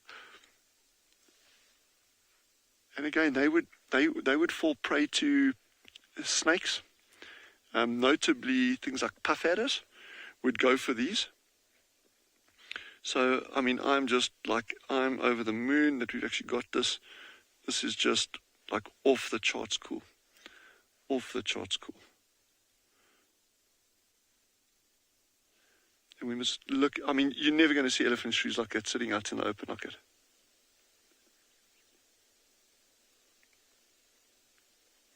This is incredible. You need so much patience to see these things normally. Where's he going? He might even come further out into the open here. We'll just be patient. So just bear with us. This is incredible stuff. I mean, look at this. You can be looking at small stuff. You don't just have to be looking at the big stuff. This, I promise you, this has made my day, my week, my month, my year. And okay, I mean, those honey badgers for me were like, but this is comfortably on a par with honey badgers for me personally. This is wow. So we get, to the best of my knowledge, we get 3 different kinds. We get a bushveld, a rock, and I can't even remember what the other one is now. But I think we get 3 different species. I'll have to check the third one. It's just slipped my mind there now. And geez. And you can see where the name elephant shrew originally came from. They've got this beautiful long nose. And that's what they use for sniffing out their prey. You've got an excellent sense of smell. But they actually split them from the shrews because they are omnivores. Whereas the shrews, as we know, old Taming of the Shrew kind of thing, they are proper. Okay, he's in this bush right here on the right hand side of the road, yeah. And he's you got a bar in front of you, yeah. Guys, sorry, I know. Just we've got John Ray's doing his best, Joe. So just be patient, please. Please be patient. Your shrew will be answered in approximately 30 seconds. No. But I am over the moon. I'm so happy. What can I say? That's Kalahari. Yes. So just out of interest, down at Phinda, all of the places that you're joining us and our colleagues on have got shrews, elephant shrews and shrews. We've also got proper shrews here. But down at Phinda, they've got the most awesome shrew, I think, probably on the planet. It's called a 4-toed elephant shrew. And that thing is a 4-toed sengi, I guess they would call it now. But that thing is a big, chunky monkey. And they form these beautiful runs through the sand forest. So these ones also get that. And that's how I picked up originally on these little tracks running across the road. And that's what I wanted to show you. So I am just like, wow, that's made my day. Andre, good job on getting that filmed. Yes. Yeah. I think we're just going to sit here and just enjoy seeing this little guy if we can see him again. And yeah, I'm happy.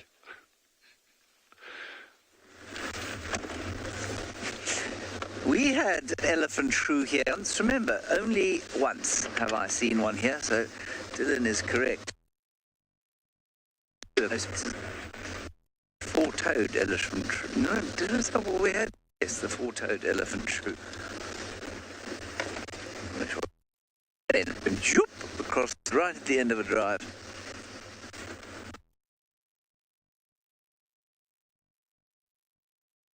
It's not a nasty little rodent, but an elephant shrew.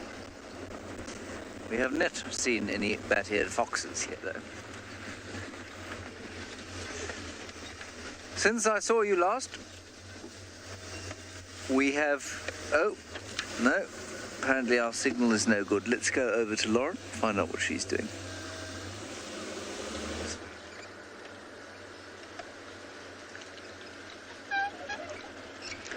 Oh, I'm sorry about your signal, James. I don't know where he is, but I am at the famous junction. The 4-way, I call it. And I just want to check, make sure nobody's moving. I'm determined to find my last-minute leopard. Somewhere. Now, we did have the Shadulu the other day. We're very updated on Shadulu and Hukamuri.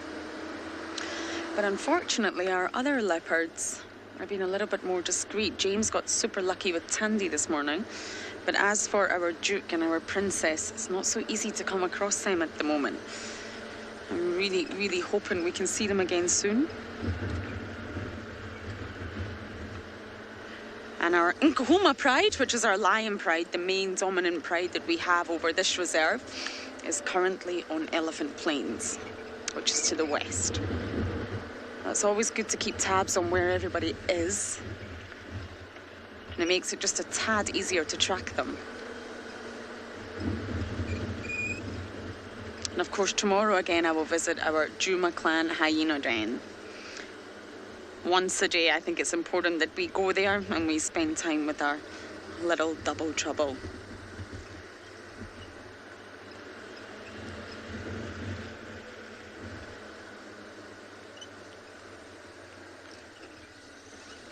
Now, once it reaches night time, it becomes tricky to look for tracks. Very, very tricky. You only have the beam from the headlights of the car. So that's why we do bring out a spotlight. And of course, as many of you do know, we're just looking for eye shine.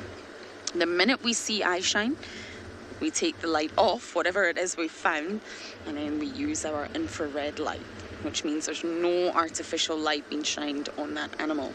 But we need to find them first, and that's exactly why we spotlight.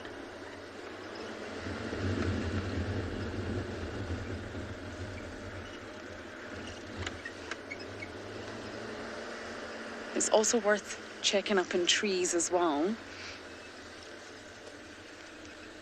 to see if you can see any nocturnal animals hiding in the trees, like bush babies, for example.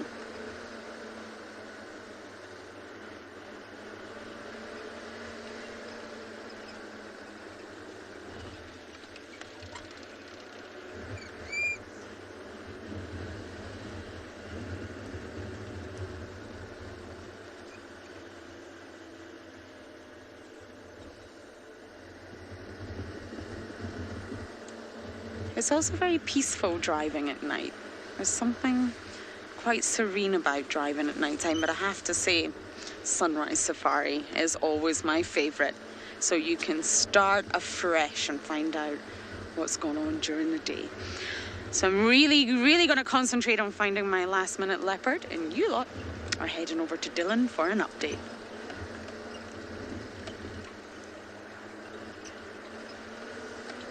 You know, that we haven't forgotten Melanie, and she hasn't forgotten us. She's still joining us.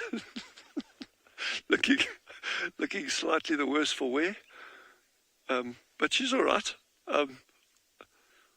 Really looks like me in the morning, I guess. But just better. I think, yes, you can see that.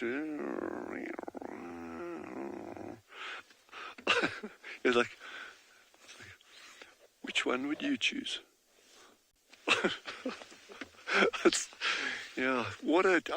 I'm still like buzzing here after seeing this elephant shoot. This was just like, yeah, how many Christmases can a person have in 1 year? This is just like crazy. It's like honey badgers, pangolins, aardvark, cape foxes, elephant shrews, or sengis, let me get it correct, sengis. Wow.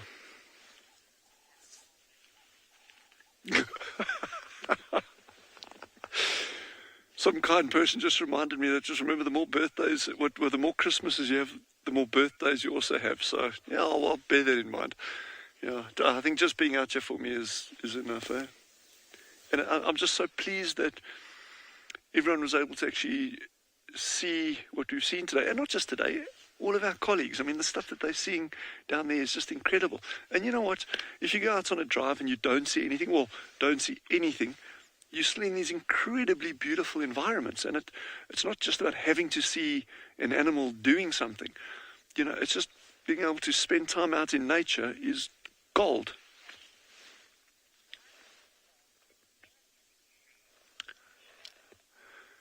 So Anushka has just asked, why is it called an elephant shrew? And Jean-André and I, we're going to do our best to show you more of them. They are incredibly difficult to get like that. That's why I've been so buzzing about this one.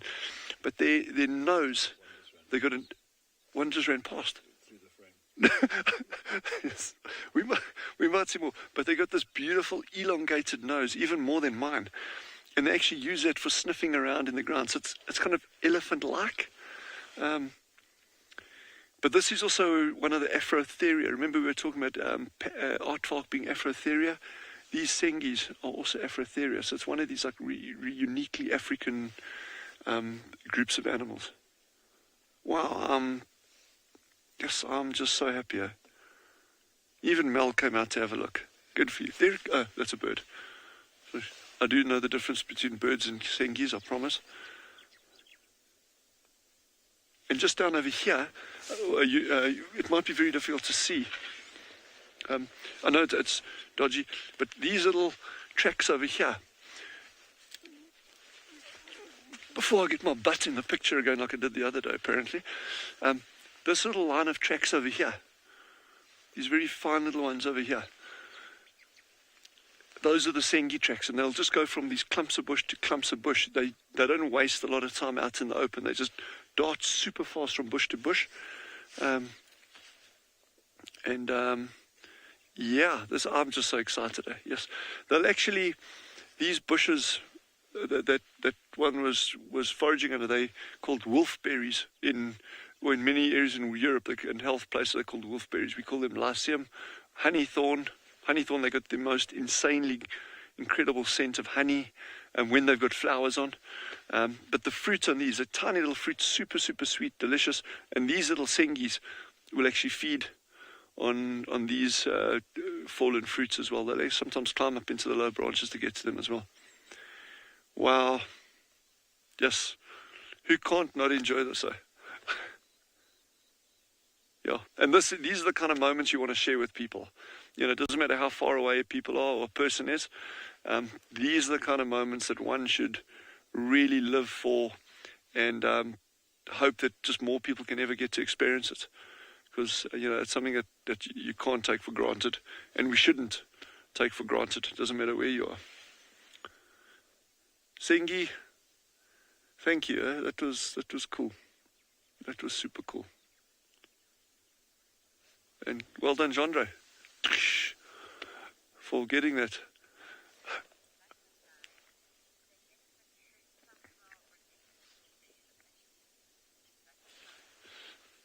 Butterflies just asked, are elephant shrews somehow related to elephants? No, not directly at all. They are, like say, Afrotheria. They're kind of uniquely African in that, in terms of aardvark. I'm just thinking of the nose here now. But no, they're not. Just in name. And they were, in name, in name only, unfortunately, because that would be pretty cool. But there are other interesting ones. And if I can show you one of those, it would be a really long shot. Not because they're difficult to get shots of, but it's just our signal, like right up, tucked up against the side of the mountain, becomes very dodgy.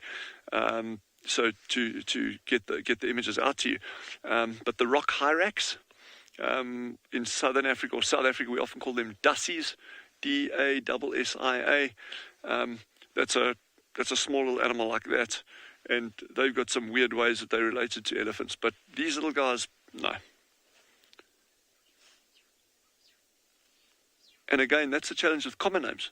Remember, we were chatting about like weird things like snake weasels, and common names are great to a point, but then you start losing it a little bit, because like what I call a spike thorn to someone else is something completely different in another area. And but I think, names aside, I don't care what you want to call a thing. You can call this plant a cabbage for all I care, and you can call this grass a piece of wheat, and I can call it something different. That's not what's important. What's important is understanding that each of these things have their place. And the snake that lives inside the bush that catches that elephant shrew, or that sengi, that little sengi, has its place. And they're all important in their own weird, wonderful little way. And they're all part of a bigger system. And crazy it sounds, Phinda is linked to us, through ecosystem dynamics, and we're all part of it. We are all part of it. And that's why I keep coming back to it. It doesn't matter where you are in the world, what your circumstances are, enjoy it, appreciate it. On that note, have an amazing evening and stay safe, and we will see you tomorrow morning.